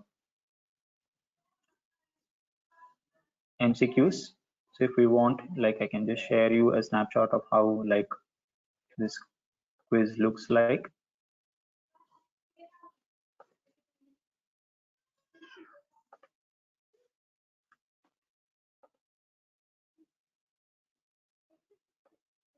So quiz will help you to like, you'll get questions based upon different topics, and you can take up the quiz so that you can check your understanding. Similar to quiz, okay, there is like a module test also. So apart from quiz, there is something called as a module test. So at the end of the module, we like share a module test which includes like subjective questions and objective questions, which will help like you like answer questions which are conceptual as well as programming related questions. So apart from quiz, like we have study materials which are part of the course. For example, this is a course which is called as Linux Systems, which is the first module. So you can see here extensive basically study materials are given. Students can like access these links and access the study materials. So here, for example, you can see there is a book kind of a format. You can click on this like topics. Let's say, for example, you want to learn about, okay, what is command substitution, and click on this, and you click up, you can see different like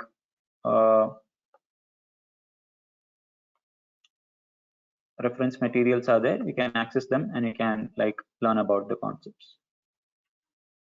Now coming to discussion forum. Discussion forum is like helpful for students to ask questions. So there are two ways a student can post question. One is like using WhatsApp. They can post their questions in WhatsApp, or they can use like discussion forums wherein you can post their queries. You can see here there are several topics which has been listed here. as and when there is a doubt, like they can ask questions, and we can see like there are several answers coming from students as well as like mentors. So this is a brief about what a learning management system looks like. I also try to share like a sample of video, like how a class delivery looks like. I'm not sure whether the audio will be reached out to you folks. Let me try to play it. Maybe we'll get a feeler. All right. So this is just a sample. Okay, the video is around 1 hour 48 minutes. I'm not going to play the entire video, but I'm just going to show you maybe a sample of how the class is actually taken in the online mode. We use like tools to like for drawing, for tools for like ID, etc.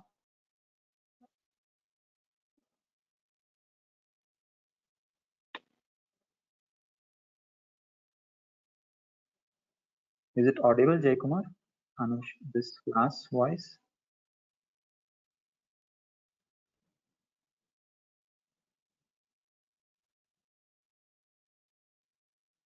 The audio is not there, Mubin. I think only we are able to see the video. Okay.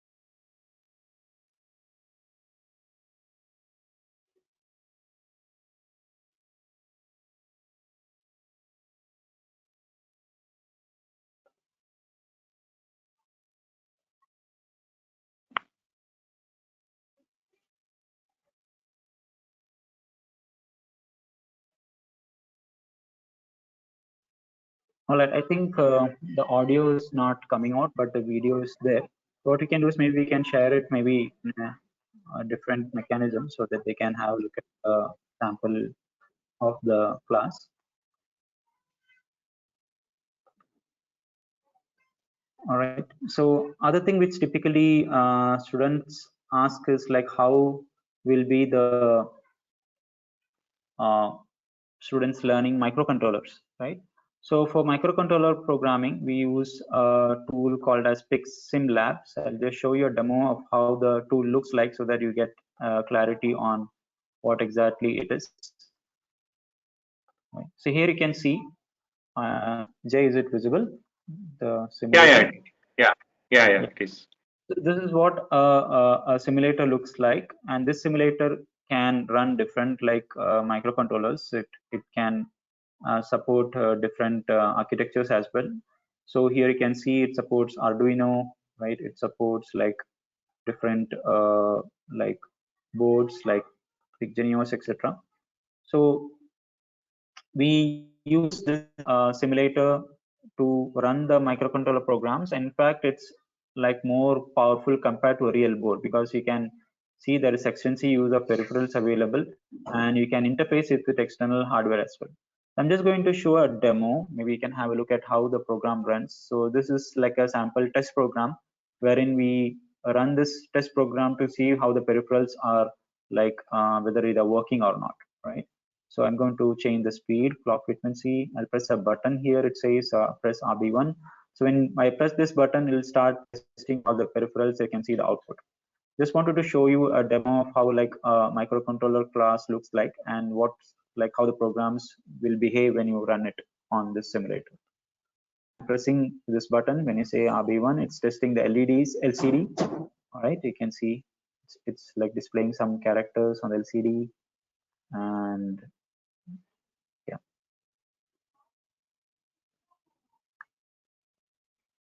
Right, it's done. So the LCD testing is done. Now you can see the 7-segment displays. You can see this, right? 7-segment displays are getting tested, right? I'll press the button one again. Okay, so it's testing the LEDs. You can see how the LEDs are running, right? Okay, I'll press a button. It's testing the buttons now. Okay, RB0, it's asking me to press RB1. I'll keep pressing these buttons so you can see what happens when I press the button. Different buttons, RB3, RB4. So this is with respect to PIC microcontroller. That's why it's using this convention. Okay, asking me to test serial port and so on. So I'll skip some of these things in the interest of time. Right, I'll skip this. Right.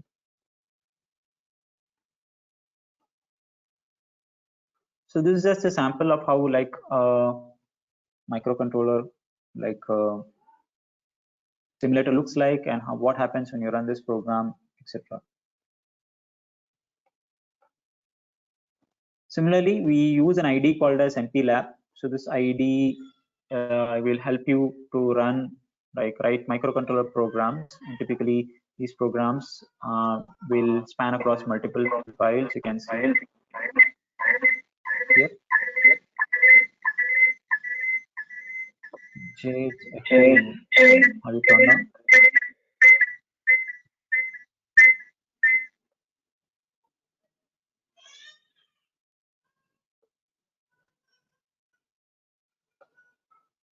Yeah, so this is like ID wherein students use this ID, and we use this ID to teach microcontroller programming. They write programs using C. This embedded C looks like. So many people ask this question: what is the difference between C and embedded C? So there are some differences between C and embedded C, which we'll be learning as part of this course. So using this ID, you learn how to build projects. You can see here there are multiple files. Different file contains different functions, etc. So nevertheless, by learning microcontroller program, students will be able to write different modules, different peripherals they'll be able to interface, and by using the simulator, they'll be able to do microcontroller programming extensively. So this is about how what kind of hardware will be used as part of this training program, and all these things will be shared upfront when somebody joins a course. So that's about all about from my side, Jay. Maybe you can continue.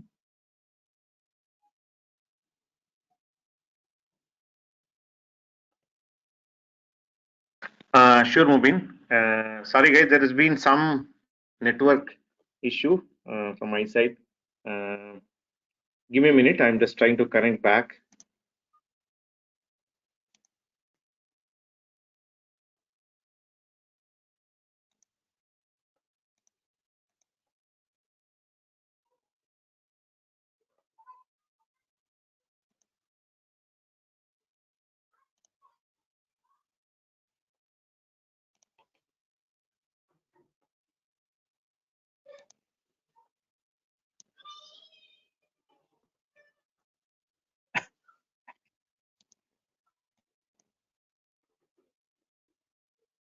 If there are any questions, maybe you can let me know, Jay. Yeah, 1 minute. Let me just. Am I audible, guys? Can you just confirm? Because there's some network outage here.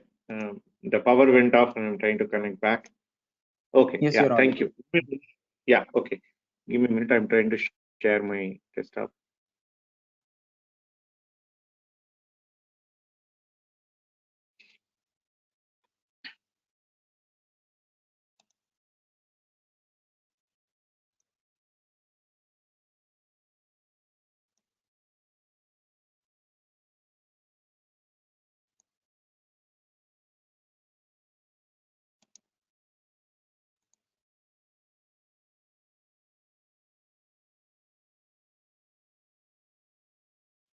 Mubin, maybe you want to unshare? I think.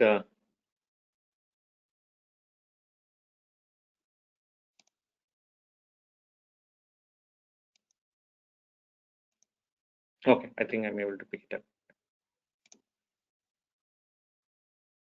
All right.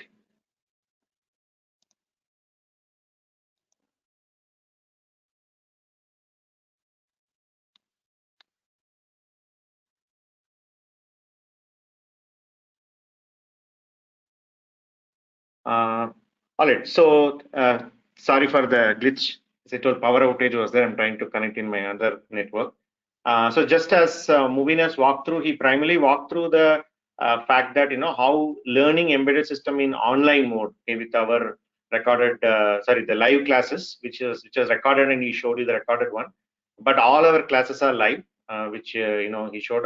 We cannot able to listen to that. And second, we saw basically how the hardware challenge is being resolved with the help of simulators, and he showed how exactly working in that particular simulator is same as any other board. So that way you will not have any challenge of learning effectiveness, because in embedded systems learning from the board is very important. So that way there is no compromise, there is no issue with respect to the board learning. And the third part, he mentioned about how to seek support. So primarily every day you can see in the see in the screen, right? Every day there is a stipulated time provided. For example, let me cover a few aspects about it. If you are joining an offline, if you're coming and taking our course from a center in Bangalore, and you have totally about 4.5 to 5 hours of total engagement. You attend the class, you attend the lab, and then you leave for the day. Primarily, kind of students spend about half day, provided they come and learn from our center in Bangalore. And they will not get the recorded video, because anyway they're seeing the mentors live, right? But they do get boards, which the physical boards that they work with. And with respect to the placement support, as I already mentioned, it remains same across all our courses. When it comes to online, as he said, there are two variants into it. One is the online regular and online evening.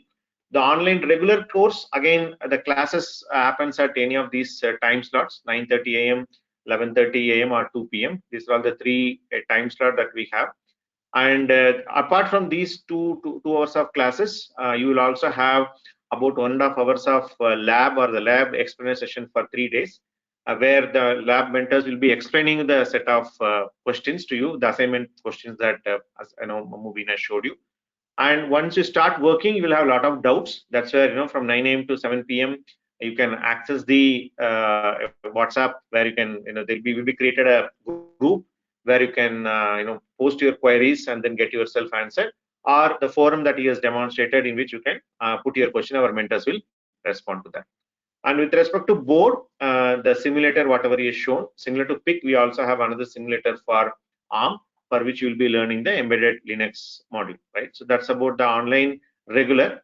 But for working people who is spending time, that is like, for example, 10 to 6 or 9 to 6 type of timeline, we have this evening option also.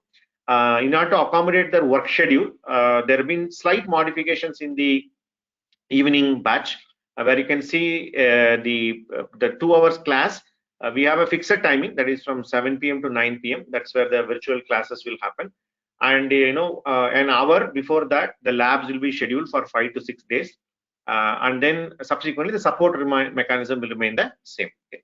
So you can complete your work. Let us say 6:30 p.m. you are winding up, 6 p.m. Then you can come and take up this particular evening course if you are a working professional. Okay. So this is about the way how which the online versus offline, and even in online, the online regular and the online evening is being structured. But as far as our learning experience and learning effectiveness is concerned, there's absolutely no compromise, and there's absolutely no issues. That is one part.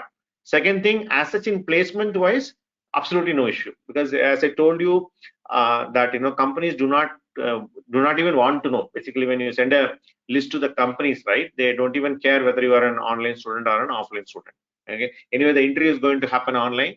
The written tests are happening online, and even offering whatever joining, onboarding, even after the you get an offer also, people are working online, right? So that there is not going to be any change, right? So that's about the course aspect of it. I could see some questions coming in. Let me just check some of those questions related to the course. So Arjun says, sir, I was told the timing of regular batch will be anytime between 9 to 6. Why there is no specific timing? So it is not like when I say 9 to 6 is our overall working time, Arjun. In that, the classes, right, the 2 hour of classes happens at 9:30 a.m., 11:30 a.m., or 2 p.m. That's where the classes are scheduled, where you will be interacting with the mentors. And once you are done with the classes, you will be having labs. For example, 9:30 a.m. you have a class. It will be happening till 11:30. From 11:30 to 1:30 you have a lab. Okay, provided your batch is scheduled in the morning time. Or there can also be a scenario where your classes are scheduled at 2 p.m. 2 to 4 there will be a class, and then 4:32 or 4 to 6:30 will be the lab. Okay? So we don't start or we don't push beyond 6:30 p.m. in the evenings, because we have girl students who need to reach home on time, right? We are quite concerned about that. So we pretty much do within that. But whether it is a morning time or evening time, assuming that you are coming to our center and learning, that 4 to 5 hours of intervention will remain the same. It's just a matter of when you are coming, whether it's a morning 9:30 to 1:30 slot or evening 2 to 6:30 slot. So that's the only difference. Okay. Hope that clarifies your question, Arjun. And there's a question from Aziz. So I have a question. How many courses do you offer related to embedded systems? So Aziz, as of now, we offer one course. What the modules that Mubin has walked through in terms of Linux system, C programming, whatever the list of modules, that is one flagship course, which we believe is definitely a good enough course, either for a fresh engineer or a working professional looking for a transition, is good enough for them to go through. Right? Hope that answers your question. Then there is a question from Abhilash: is the class timings flexible? Right? May not be, Sachin, because our class times are slotted. That schedule will be communicated to you time to time, because that class schedule is based on the topic, the mentor availability, and then whether it's an online or offline course. Basically, Mubin and his team runs a roster in the backend. They map all these three things: batch, the mode of training, and the mentor availability. There's like a timetable, right? How in your in college or your school, right? So that's how it is allocated. But in case, let us say, if you're an online student, right? If you miss the class, anyways, the recorded sessions are given. Okay? That way you can make it up. But even though we generally don't recommend people to miss the classes, because attendance is something, as you saw, Movin showed the attendance factor. It is very important from the placement point of view also, because if you don't attend regularly, then definitely you will not be able to crack the placements. Right? It's not a theory course where you can mug up from your friend and study the class notes, mug up, and then go and crack. If you miss, as you saw, right, the clay pot making, if you miss a class, you miss a class. As simple as that, right? But yeah, there are some challenges, like we saw network outages happen. We will give you the recorded session so that we can make it up for that, especially the online students.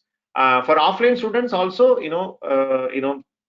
if there is any doubt or something, anyways, we'll be coming physically and meeting the mentors. We can help you with with some support mechanism to learn the missed topic. Okay. Then we have Hiba asking the question: so do we have to prepare for aptitude tests as well as, or do companies only ask for interviews, technical interviews? Both, I would say, Hiba. Companies ask for the general aptitude. Three things I would say: general aptitude, your basic electronics, whatever you studied in your college, or basic engineering subjects, and whatever you are learning in the course. So three areas people will ask. So our mentors, as Mubin has mentioned, in the Disha, various topics of preparation. In fact, we are running a series of C programming workshops in this week, because a lot of companies are lined up. We wanted to, apart from the lab and class, whatever he has mentioned, we want to brush up them, because as a student, you also know, right? We forget just before interview, you go and sit there and say, I know I've done in my lab, but I don't remember in the interview. So we wanted to avoid that. So that's why that last minute preparation or the brush up sessions are given. We try to keep our topics very much on the technical side, whatever is related to our course. So with respect to general aptitude and your basic electronics related, oh my god, again power has went off, apologies, it will come up. I hope I'm looking like a ghost here.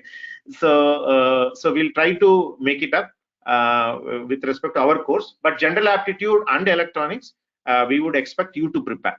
Okay, so any gate material, cat material is good enough for you to prepare. Okay, I would say there is effort required from your side also. Okay, hope that clarifies. Then Azma is asking, sir, students are asking if there is a recorded session of this webinar and by when it will be shared with them. Okay, so we didn't plan it, but no problem, we can send it. This anyways is getting recorded. We'll put it in YouTube as a private link. We'll see the attendance people. We'll ensure that at least give us a few days, because this is a weekend. At least mid of next week, you can expect this entire recorded session. Even the slides we can share you, and we can also have a mechanism. If you still have queries, we can reach out to us, and then we'll be able to clarify if you have any further questions. Okay. Krishna is asking, sir, can you please share some picture lab classrooms of offline center of Emertxe? So Krishna, I would say, okay, so people really want to know, do we really exist in MG Road, right?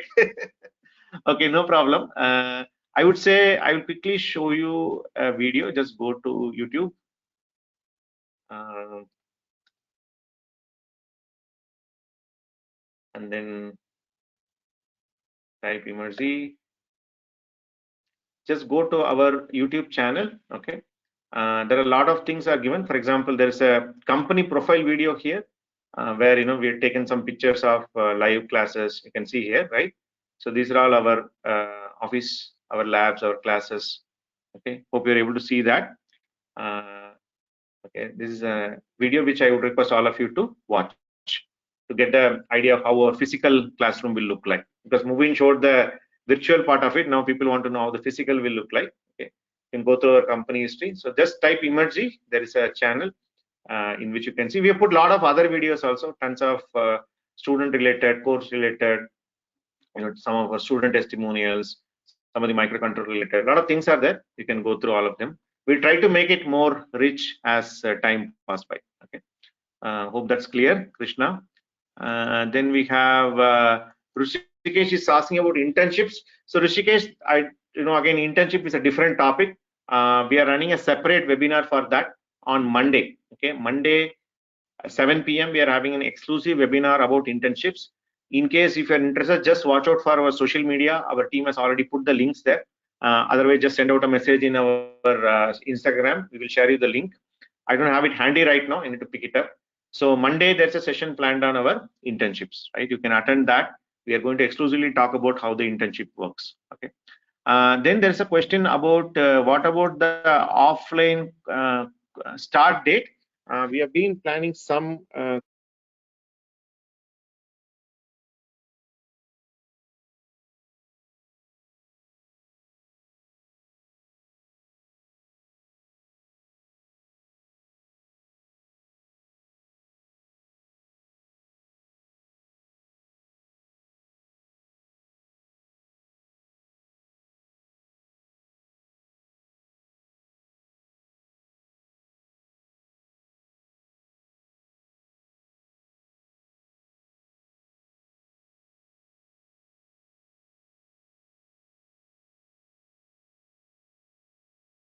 okay. My ID, sorry. I went into mute. I switched some windows. Am I audible now? Good now. Okay. Sorry. So I was looking into some. All right. So there's a question from Deekshit. He's asking why one module is less in case of online module. So online, in with respect to offline and online, there is one module which is less, which is called as QT. So we made it like an elective with respect to the online students, and moreover, online taking up for a 5 month itself is quite a long. Students feel, but in case if you still want to learn, we can give you options in the offline mode. Okay, that's the only reason. That's not going to affect you anyways in with respect to placements. It's always a good skill to have. Qt is another lightweight framework. You can look up for Qt in your YouTube. Just search for Qt framework. You'll get more details about that.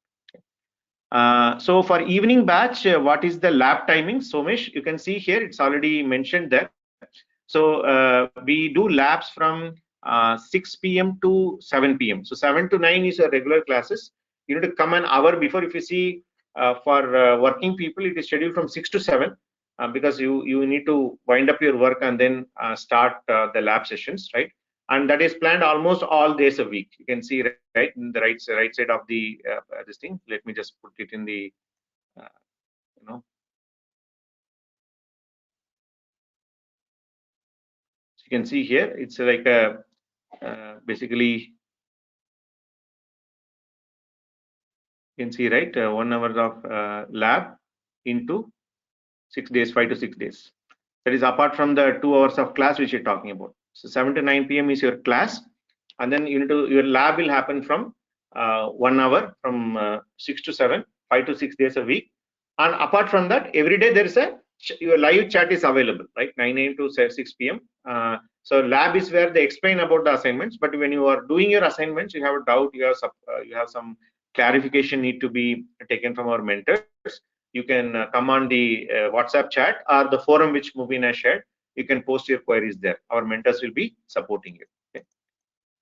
So course fee structure, Harish, as I told, please share your email. I already noted down a few email IDs where they asked about the fee. I'll request my team to talk about it, right?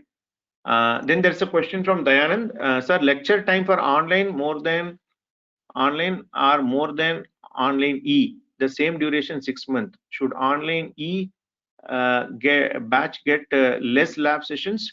No, it's not like that. I think there is a small confusion here. Let me just show you.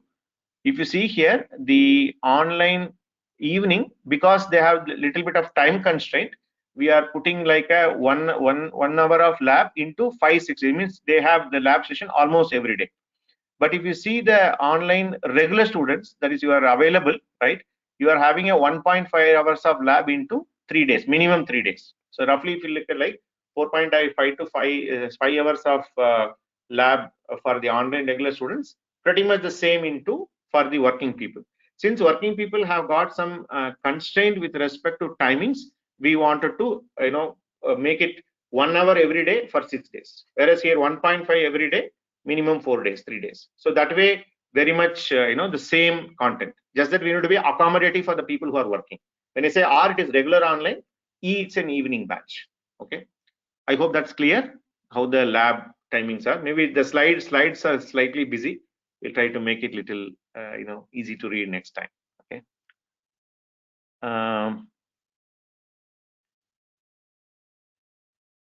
Let me see, any more questions are there? Any questions, guys? Are you getting an idea about our various courses, how they are delivered, especially the online course? I see more questions are there.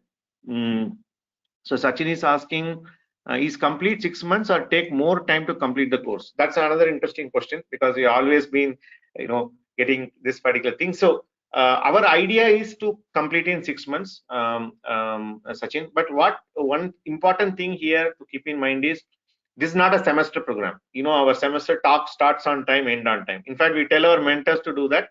They're very happy. But our idea is not only focus on the start date and end date. Okay. Our idea is to you learn and you get an output in form of placements. We know you put a lot of things at stake and join our course, right? So if there is for example, if there is a batch who is learning a little bit slow, or they need a little bit more time to complete the assignments, our mentors do give some extra time. So because of which the 6 months boundaries get extended for a few weeks or sometimes even by 1 month. And please note, mentors are with you. They're not having vacation in Thailand, right? So don't see it as a delay. That's more of an investment our mentors side, to ensure that they spend time with you. Okay. Because if you strictly go with time, all our mentors will be very happy to complete it on time. But our side, we need to ensure that you learn and you demonstrate your output, right? Because tomorrow the placement is not happening, right? Okay, it's going to be a huge issue for our students, and you are doing it after your engineering, right? And everybody is going to ask you, are going to hold you accountable for that. So we are super serious about that. That's the reason why our mentors end up spending more time with our students. Hope that's clear. Okay. 5-month duration for both. Yes, online it is 5 months, offline it is 6 months. Okay. Sir, if I join offline mode and if the COVID situation get worse, can I switch to online mode immediately? Right, Akhil, this is again a very interesting question. What if I join online and then COVID situation has hit? I would say it has already hit. Okay, people who joined in the last, so it has become like playing a test match in England, right? Whenever there is a rain, come and sit in the dressing room. Once the rain settles down, go and play in the field, right? That has been the challenge that we have been facing. So we've been seamlessly switching between people who are especially enrolled offline, and there is a wave. For example, there's a third wave now, right? And then people are getting affected left, right, and center.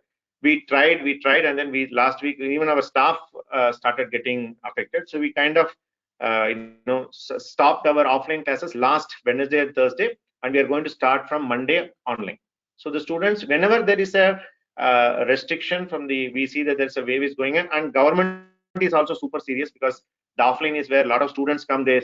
Even though we try to follow social distancing and then all the COVID protocols, and you're all 21-year-old guys, you want to sit with each other and all, right? It becomes challenging, and we cannot put a police to chase you. But whenever there is a regulation, we seamlessly switch the students from offline to online, and then your classes will continue wherever you left off. And once the situation becomes better, you are again resumed in offline. So that has been happening for the last 2 years. I don't think there is any concern of that, and our mentors will take care of it. They'll take care of the planning and everything, right? And then Balasubramanian is asking, And can I get recorded videos daily for recalling purpose? Yes. May not be daily, may takes a day, because let us say class gets over tonight. Maybe our team takes maximum a day's time, and then it will be uploaded, right? So you will get maximum within a day or two, you will get the recorded session, so that in case you miss or you want to recall before coming to the next class, it will be available to you. Okay. Then Saudamini is asking, how often does a batch start? We start a batch in every month, Saudamini. We start online batch, of online regular, online evening, and then offline. All the 3 batches we start every month. You can watch out in our website. In our website, there is a dates are there. Let me quickly show you where it is. You can go to emertxe.com.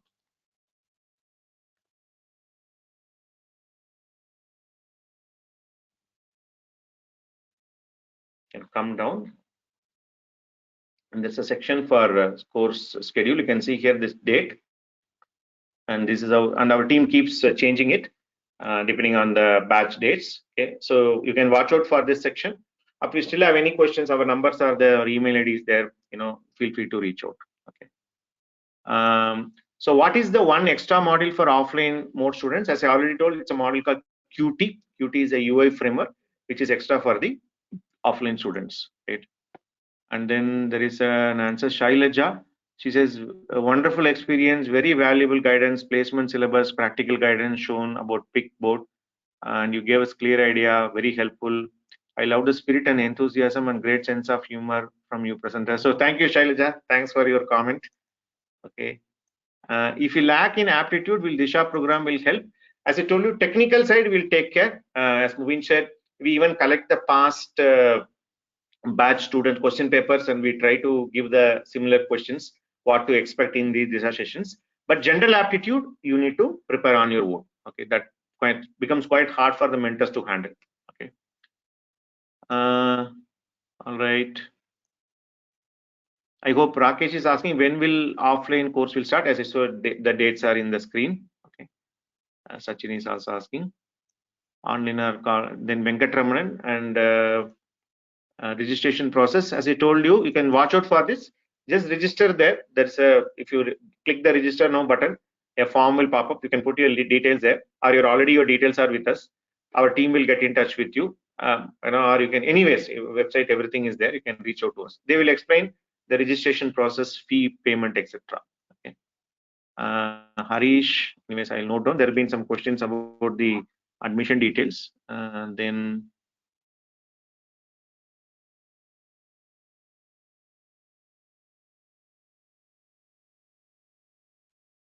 there's a Harish. Then we have Suresh.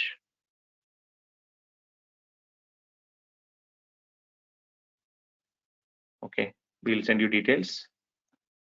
Venkat Ramanan, let me just note down Venkat Ramanan 32 at Gmail. I'll share it with my team. Okay.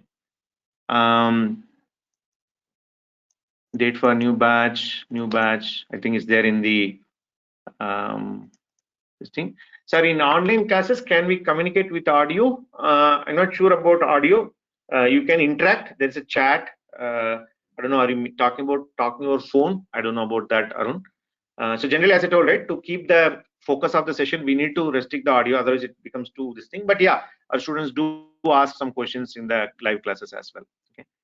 Can I tell again online e-class lab session time? Online E means the evening class. I think lab session time is between 6 p.m. to 7 p.m. every day, right? 7 p.m. to 9 p.m. is the class. This is for the online evening batch students.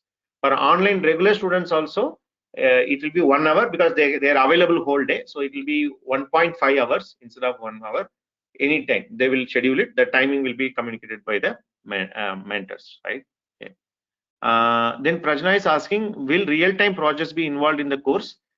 If yes, how many approximately? So Prajna, in every, so let me show you one more thing which you can check out. You can just go to our website, and then there is a, apart from whatever Mubin has showed, which we share it with our students who are already going through, we also have something called as this technical resource library, where you put all the course materials, whether you take up the course, doesn't take up the course, doesn't matter. If you want to learn, this is an amazing resource library where you can go. Okay, where all the project also is put in. For example, if you go to C, where we have the projects related to C is listed there. So you will be, at least we ensure that our students build 7 to 8 projects in the entire course. And some of the students even go and build about 15 projects also. Okay, so at least we ensure that our mentors will ensure that you are supported for 7 to 8 projects. Okay, you can watch out for this section, Prajna. Every module we have put the industry projects link. Okay, very simple, emertxe.com/embedded systems. You will get the entire material there. Okay. And then there's a question. So will we get placement chance for the same company if not cracked in the first time? Okay. So Muni, that depends on the company again. If the company allows you to reappear, we don't have problem. But some companies do put some restriction. They say, okay, fine, minimum you need to wait for 3 months and then reapply. You can wait for that time and then reapply. Okay, no problem. From our side, we don't have problem if the companies are okay with it. Okay. Then Deekshit is telling, how do you convert CGPA into percentage? Even though there's a formula, Deekshit, for that. In Emertxe, we say you just add a 0 to it and then convert. For example, if 6 CGPA is there, it is 60%, right? If 6.5 is there, it is 65%. Okay? I know if you convert it exactly using a formula, 6 CGPA will become less than 60, but we don't go with that, just for keep of ease of purpose. And because of that, we don't have any problem in placements. Okay, as long as you have 6 CGPA, it is 60% according to us, and you will not have any issues with respect to placements. Okay. And then there's a question from Meghana. Sir, can we take this course in our 8th sem of engineering, or when would be the ideal time to take it up, since we have to balance both college and coursework? This is again a very interesting question. We have had similar students like you, Meghana, last year. Ideally, we would recommend you can start doing it in your 8th semester, where you will have your college project, which I know how you it's relatively lightweight. The subjects, number of academic subjects will be relatively less. So that will be an ideal time where you can utilize the 6 months what you have in your 8th semester for this course. And we recommend that you try to either take an evening course or the online regular course, so that you can stay at your college and then learn this. Okay. But the beauty of doing in the 8th semester is that by the time you finish your 8th semester, and your resume will look very different from your friends. Because what typically we see in people is they finish 8th semester, then they hunt for course, or they hunt for a job they don't get. They waste 2-3 months and then they come and join the course, right? Again, they take another 6 months to, or 3 months to 6 months to skill themselves up. But if you're doing it in the 8th semester itself, that's, I would say, strongly recommend that. Watch out for one video is there. There's a student by name Suhani Thakur, who done exactly the same thing by utilizing her 8th semester. And by the time she finished her batch, right, she was ahead of her batchmates, right? Because they will again take another 3 to 6 months to skill themselves up. So I would recommend 8th semester would be the ideal time, Meghana. Okay. Then Balasubramanian is asking, so I got 2nd class in my degree. I'm eligible for placements. That's again a question, because we expect minimum 1st class. That's what the companies are expecting from our side. In case if you are a 2nd class, that is you are below 60%, we may be able to maximum commit, I think, 5 to 6 chances. Okay, that's what we can look out, because companies expect this type of minimum 1st class, right? You can, because there are a lot of companies, especially startups, who hire for no year of pass out and no percentage, where you can apply. If you ask me, with a 2nd class percentage, did our students in the past get job? Yes, they get. Okay, but you need to understand that having a 2nd class degree in your engineering talks something about you, right? Due to some reason you did not get it. What I would suggest is focus on the course, build more projects, and then whatever the limited number of opportunities that you get, you should be able to crack it. Hope that's clear. When are offline courses? I think I showed the calendar, Anudeep. Flexible to switch online to offline. That's also there, a mode of study. When you enroll online but you want to offline, we can allow that. But there's slight complication, because we need to see which would be the apt batch for you to switch. Suppose you are doing C programming, we need to attach the corresponding batch. So that is something challenging. But if you really want to start online, given the current pandemic situation, but later you want to switch online, our team will help you with that. Okay, you can get in touch with it. Some of the students opt for that option also. Okay. Then Aziz is asking, I have a question. I'm looking for an embedded automotive course to join. What do you think, sir? So as I already told you, Aziz, ours is a generic embedded system course with which you will be able to build any embedded system, right? That embedded system could be in automotive, could be in IoT, could be in consumer electronics, right? And even if you're looking for an automotive, I told at the first step itself, don't target a specific domain.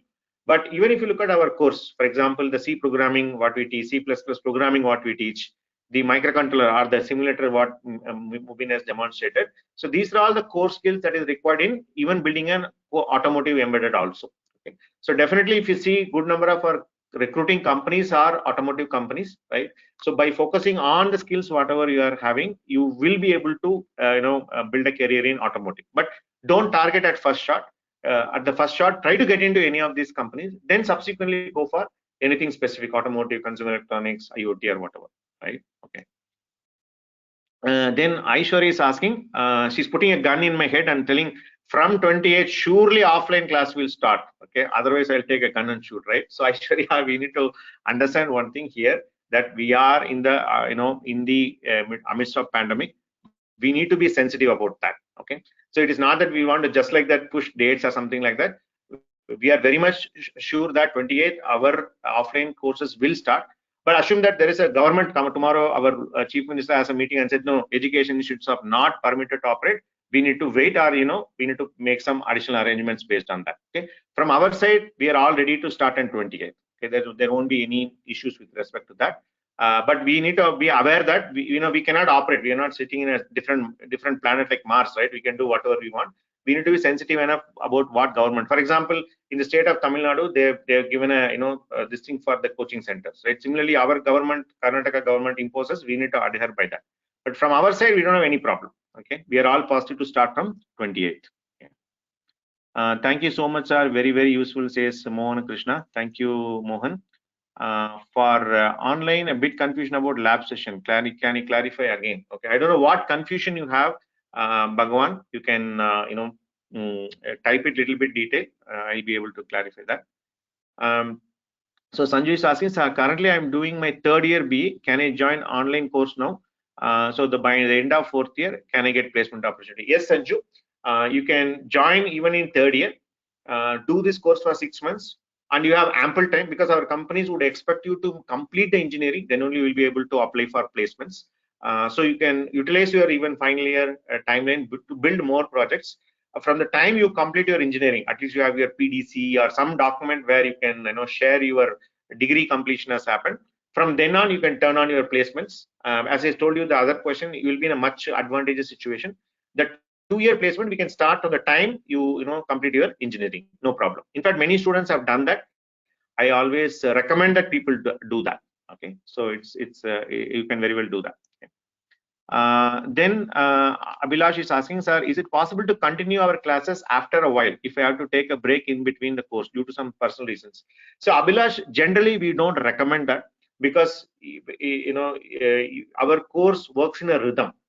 The class, lab, and then you need to be very much in touch with the hands-on and labs.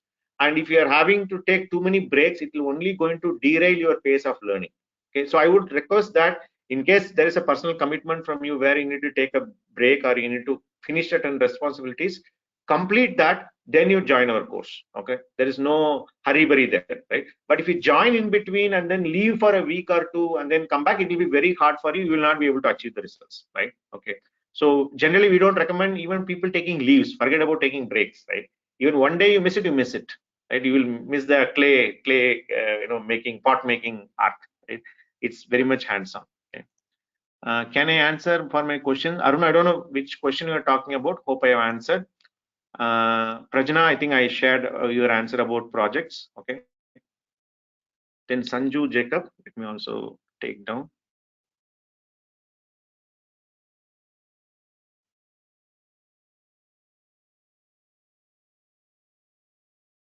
Okay. In case government is putting lockdown, how do you manage offline courses? Keshavan is asking. As I told you, if there is a government restriction, we will shift you online. In fact, last Thursday we switched all our students online. Okay, whom are studying from our center. they will continue wherever they left off. And if the lockdown restriction happens, is lifted, we'll call them back again. Okay, so seamlessly we've been switching. You'll not have any problem. As I told, with respect to placement, as such, no problem, because 95% of the hiring happening online, and we need to adhere by what government says, right? Okay. Share the course brochure and fee structure. So let me note down your email ID also.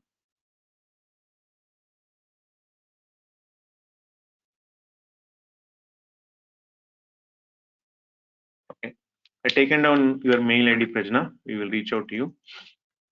And so Sachin is telling, I already paid my course fees for on-site course, but because of COVID course shifted, so I'm thinking joining online course. Will I be able to join the course later for on-site? No problem, Sachin. Okay, if because of that, you need to switch to online, that is also fine. No problem. Okay. So as let me repeat, mode of training is not an issue. I hope you must be very clear by now, whether it's a physical, online, regular, online, evening, it is just a matter of mode of delivery. But as far as the placements are concerned, all they carry is when you call for an interview, can you prove yourself? Okay, so don't bother too much. But having said that, take enough precautions about coming to a different place and then staying, etc., which we need to be aware of. If you wanted to do online, no problem. Okay. So Sivakumar is asking, sir, company will it consider 10th and 12% and college history? History of RES. Some companies do, Sivakumar. Companies, it depends on the company. Some companies do consider, they ask, for example, they ask consistent 60% or 70% across your academia, they ask for it. They say you should not have standing areas, etc. Okay, some companies do ask, and I would say the higher branded companies are, they will be more demanding, right? Okay, so we need to adhere by that. Okay, no way we can go and wipe off all your areas, right? But ensure that you clear all your areas when you're doing this course, because companies would expect you to complete your engineering, then only they expect you to join. Okay. Can you tell me the start date of course? As I told you, Shashank, I already showed you the calendar. It is there in your website. You can report. Okay. Can we attend all the companies, or there's a cutoff depending on the percentage? Say this is, yes, there's a cutoff. Okay. Let me just quickly go through a job application. I know it's 9:30. I don't want to dampen your spirits. Companies, this anyways one of the demos which I wanted to show you with respect to the placement companies.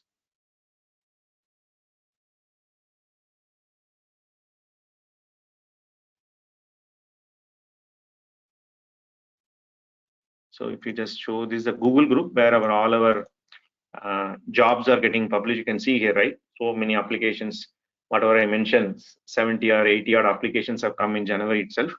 For example, when you go to a particular company, let us say Maveney Systems, the entire information is shared with you, right? For example, let me come down, what is the company, and then who applied last time, don't apply. Somebody asked, can I reapply for the same company, right? It depends on the company. And what is the skill set? And then look at this, 65% throughout academics. This is what the company is telling. 2019, 2021 can apply. They will further shortlist student, and this is a salary, right? So the entire information is shared in the form of application, right? So yes, there is a cutoff, and we try to negotiate in your favor. But end of the day, whatever the companies say, we need to go with that, right? Okay, depending on your academic percentage, there will be some filtering. Okay. Hope that clarifies, Dikshit.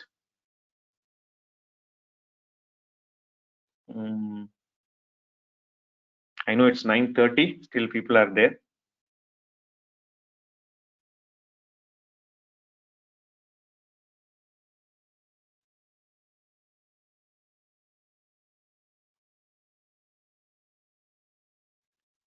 Then we have Lakshmi Swami. He's asking, I passed out MTech, VLSI and embedded systems in 2016 with 78%.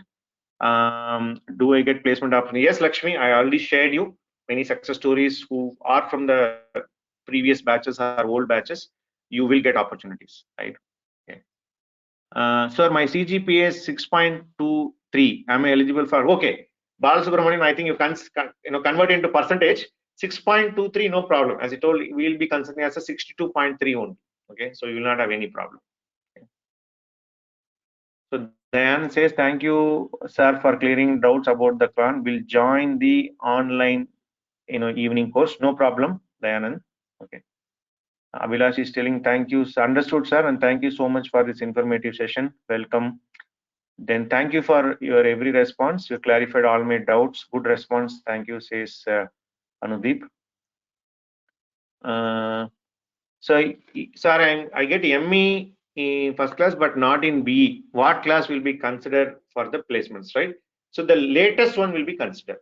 Okay, if you got a second class in B Tech and first class in M Tech, the latest one will be considered, Keshavan.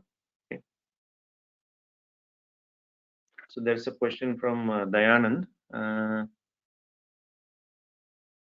Dayanand.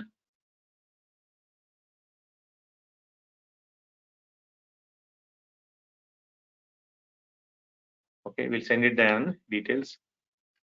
I have second class in BE. I'm working in embedded for 2 years. Is it considered for the placement? Okay, Arun, I got your question, right? Again, the percentage, as you saw the typical job application, right? It depends on the company. Okay? So as I told, below 60%, we will not be able to commit, but we'll commit about 5 to 6 opportunities, provided you do all the assignment and projects. Okay. How many maximum offers can student have? Okay, this is an interesting question, right? In Emertxe, we have a policy where you can get only one offer. We don't have the concept where you get an offer and then I keep applying and I get another offer, right? That doesn't work. The reason is two reasons. One, in Emertxe, we want to ensure that all the students get one job. We don't have a situation where Prajna gets 2 offers and Sachin goes without any offer. We don't want to have that scenario. So the moment whichever offer first comes in the first, you can attend multiple interviews, as you saw, right? Every day 4 or 5 applications are getting floated. You can attend multiple interviews. In fact, our students see they attend 3 interviews on the same day. But anytime you get one offer, our placement team in the back end will take care, where they will immediately block you from attending other companies. So one offer, one student, one. Second thing is, from the company's perspective, they will see it as an offer rejection. Suppose you get 2 offers, you can only join one company, right? You'll not be able to join the other company. So that way, we also commit to the placement companies that you will join. Which any student gets selected, they will join. So because of that reason, at the same time, it is not necessary for you to apply for all the companies. If you feel that some company package is less or some companies not working in the technology area what you wish, right? There's no force. It is purely your choice. Nobody from university will force you apply for a company, not apply for a company. But once you apply for the company, you have to join. Once you get selected, you need to join. Okay. Hope that's clear, Prajna. Sachin is telling, I have less than 60% in semester, but my overall CGPA is 68%. Can I be able to sit in placements? No problem, Sachin. Now, what I'm saying is, what is your degree certificate says? Your degree certificate says more than 60%. We don't have a problem. Okay, you can apply.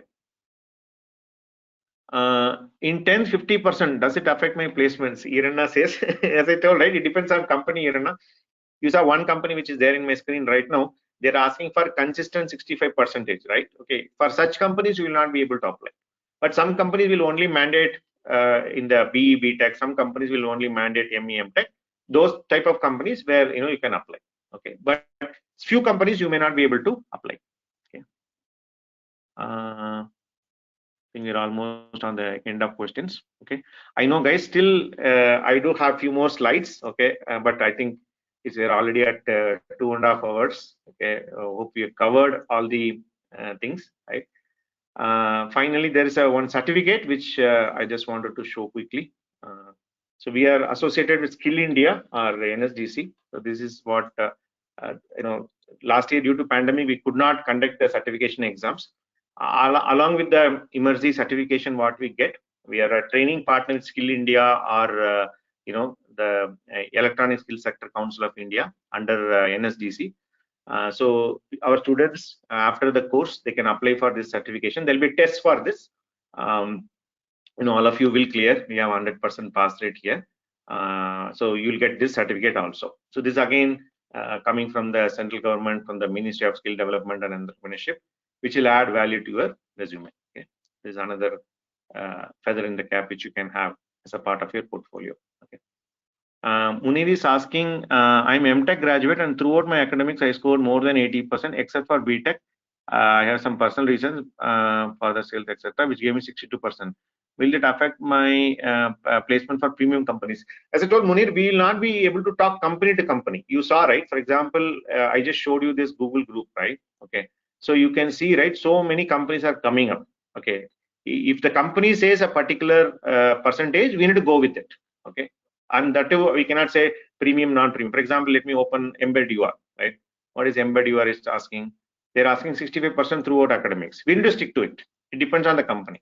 For example, if I go to any other company, for example, I say Capgemini, right? Let us open some random application. So what they're telling 60% in 10th, 12th and highest qualification. We need to go with this. So it purely depends on the company. You know, if some companies, I cannot say it's a premium, non-premium. You can see, right? I can open, for example, Avin Systems, I can open. They're telling 65 in SSLC in PUC, 65 in engineering. It depends. Okay. So we will not be able to, whatever companies are telling, we need to go with that. Okay. We cannot override that. We need to go with that.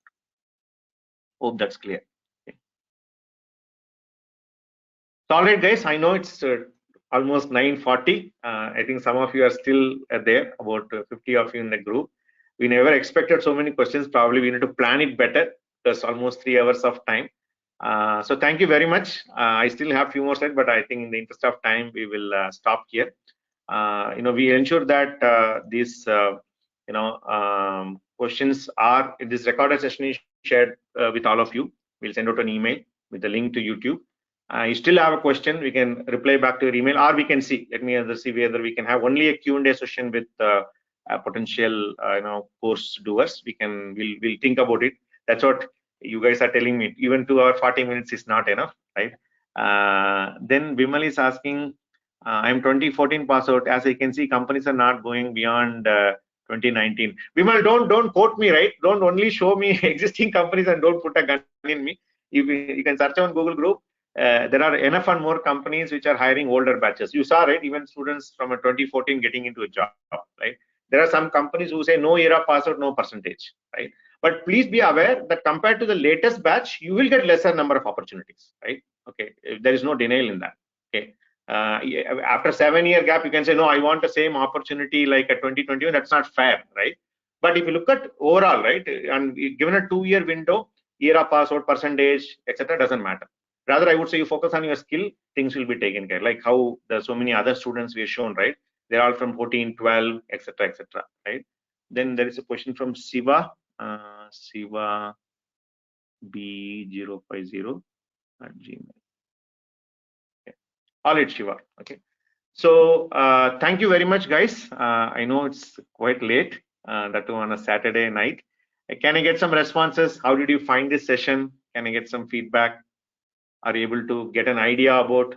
See, our idea is not only about saying, okay, hey, join the course, right? That's not an idea. Our idea is to give you the enough information and share you with enough data so that you make the right decision for your career, right? It's not about that. That's why we give our perspective about skill building, how the sector is shaping up, where are the jobs are coming from, and in that process, how the skill building should happen, right? So my request to all of you to digest this content, I know, and do the right choice for your career. That would be my message from as a mentor or as a senior that I can say. Okay. Really good. All my doubts clear, says Sachin. Thank you, sir. Very useful, says Akil. Thank you, sir. Very useful, says Rubin. Great session. Thank you, says Bhagwan. Bhagwan is also here, our God. Thank you so much, says Mohana Krishna Kumaresa Murthy from Jaffna. Okay. Mohan, I'll remember your name for a long time. Okay. And then Mohammed says, thank you, sir. Then it was real informative, great session, says Abhilash. Thank you, sir, says Arjun. Thank you so much, sir, for your explanation, says Sivakumar. So thank you very much, guys. I know it's not easy to stay for that. And then Istiak says, great session. Thank you, says Manjunatha. Iba says, thank you, sir. Thank you so much, sir, for your explanation. Again, Shiva says. So thank you very much. Take care. We'll ensure that the video reaches you. If you still have questions, we'll see. Probably we should do sessions more often. We'll also plan better next time. Okay. 2 or 45 minutes. I know it's very hard. Take care. Stay safe and do the right decision for your career. Any queries, we are here to help and support you. Bye. Mubin, are you there? Any closing remarks, Mubin?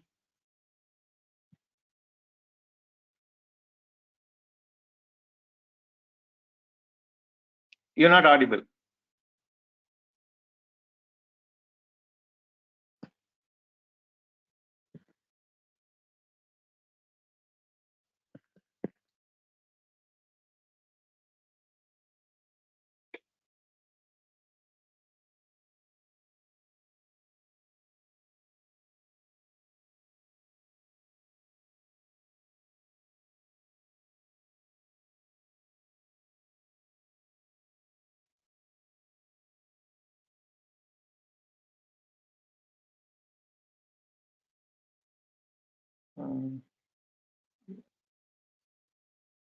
It looks like there is some audio issue here.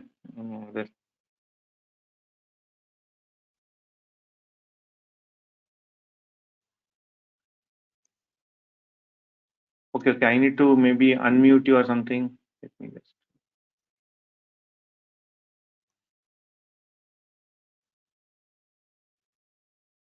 Yeah, Mubin. I think I unmuted you now. Yeah. Okay. Yeah. Mute. No problem. Anyway, I think it was great to address the folks in this webinar. So I'm sure you would have got a complete understanding about what we do at Emertxe and what you can expect by doing this ECP certification program. So if you have more questions, feel free to get in touch with us, and you can put us maybe email, or you can call us on the given numbers. Maybe Jaykumar, you can show the details on the slide 33. I think Sure. it's there. Yeah. Right. So maybe you can make a note of these email ID as well as the phone number, so we can address any other further queries you have. All right. Thanks everybody for coming for this session, and hopefully we can meet further and have conversations in future as well. All right. Thanks, Mubin. Take care. Bye, guys. Bye everyone. Yeah.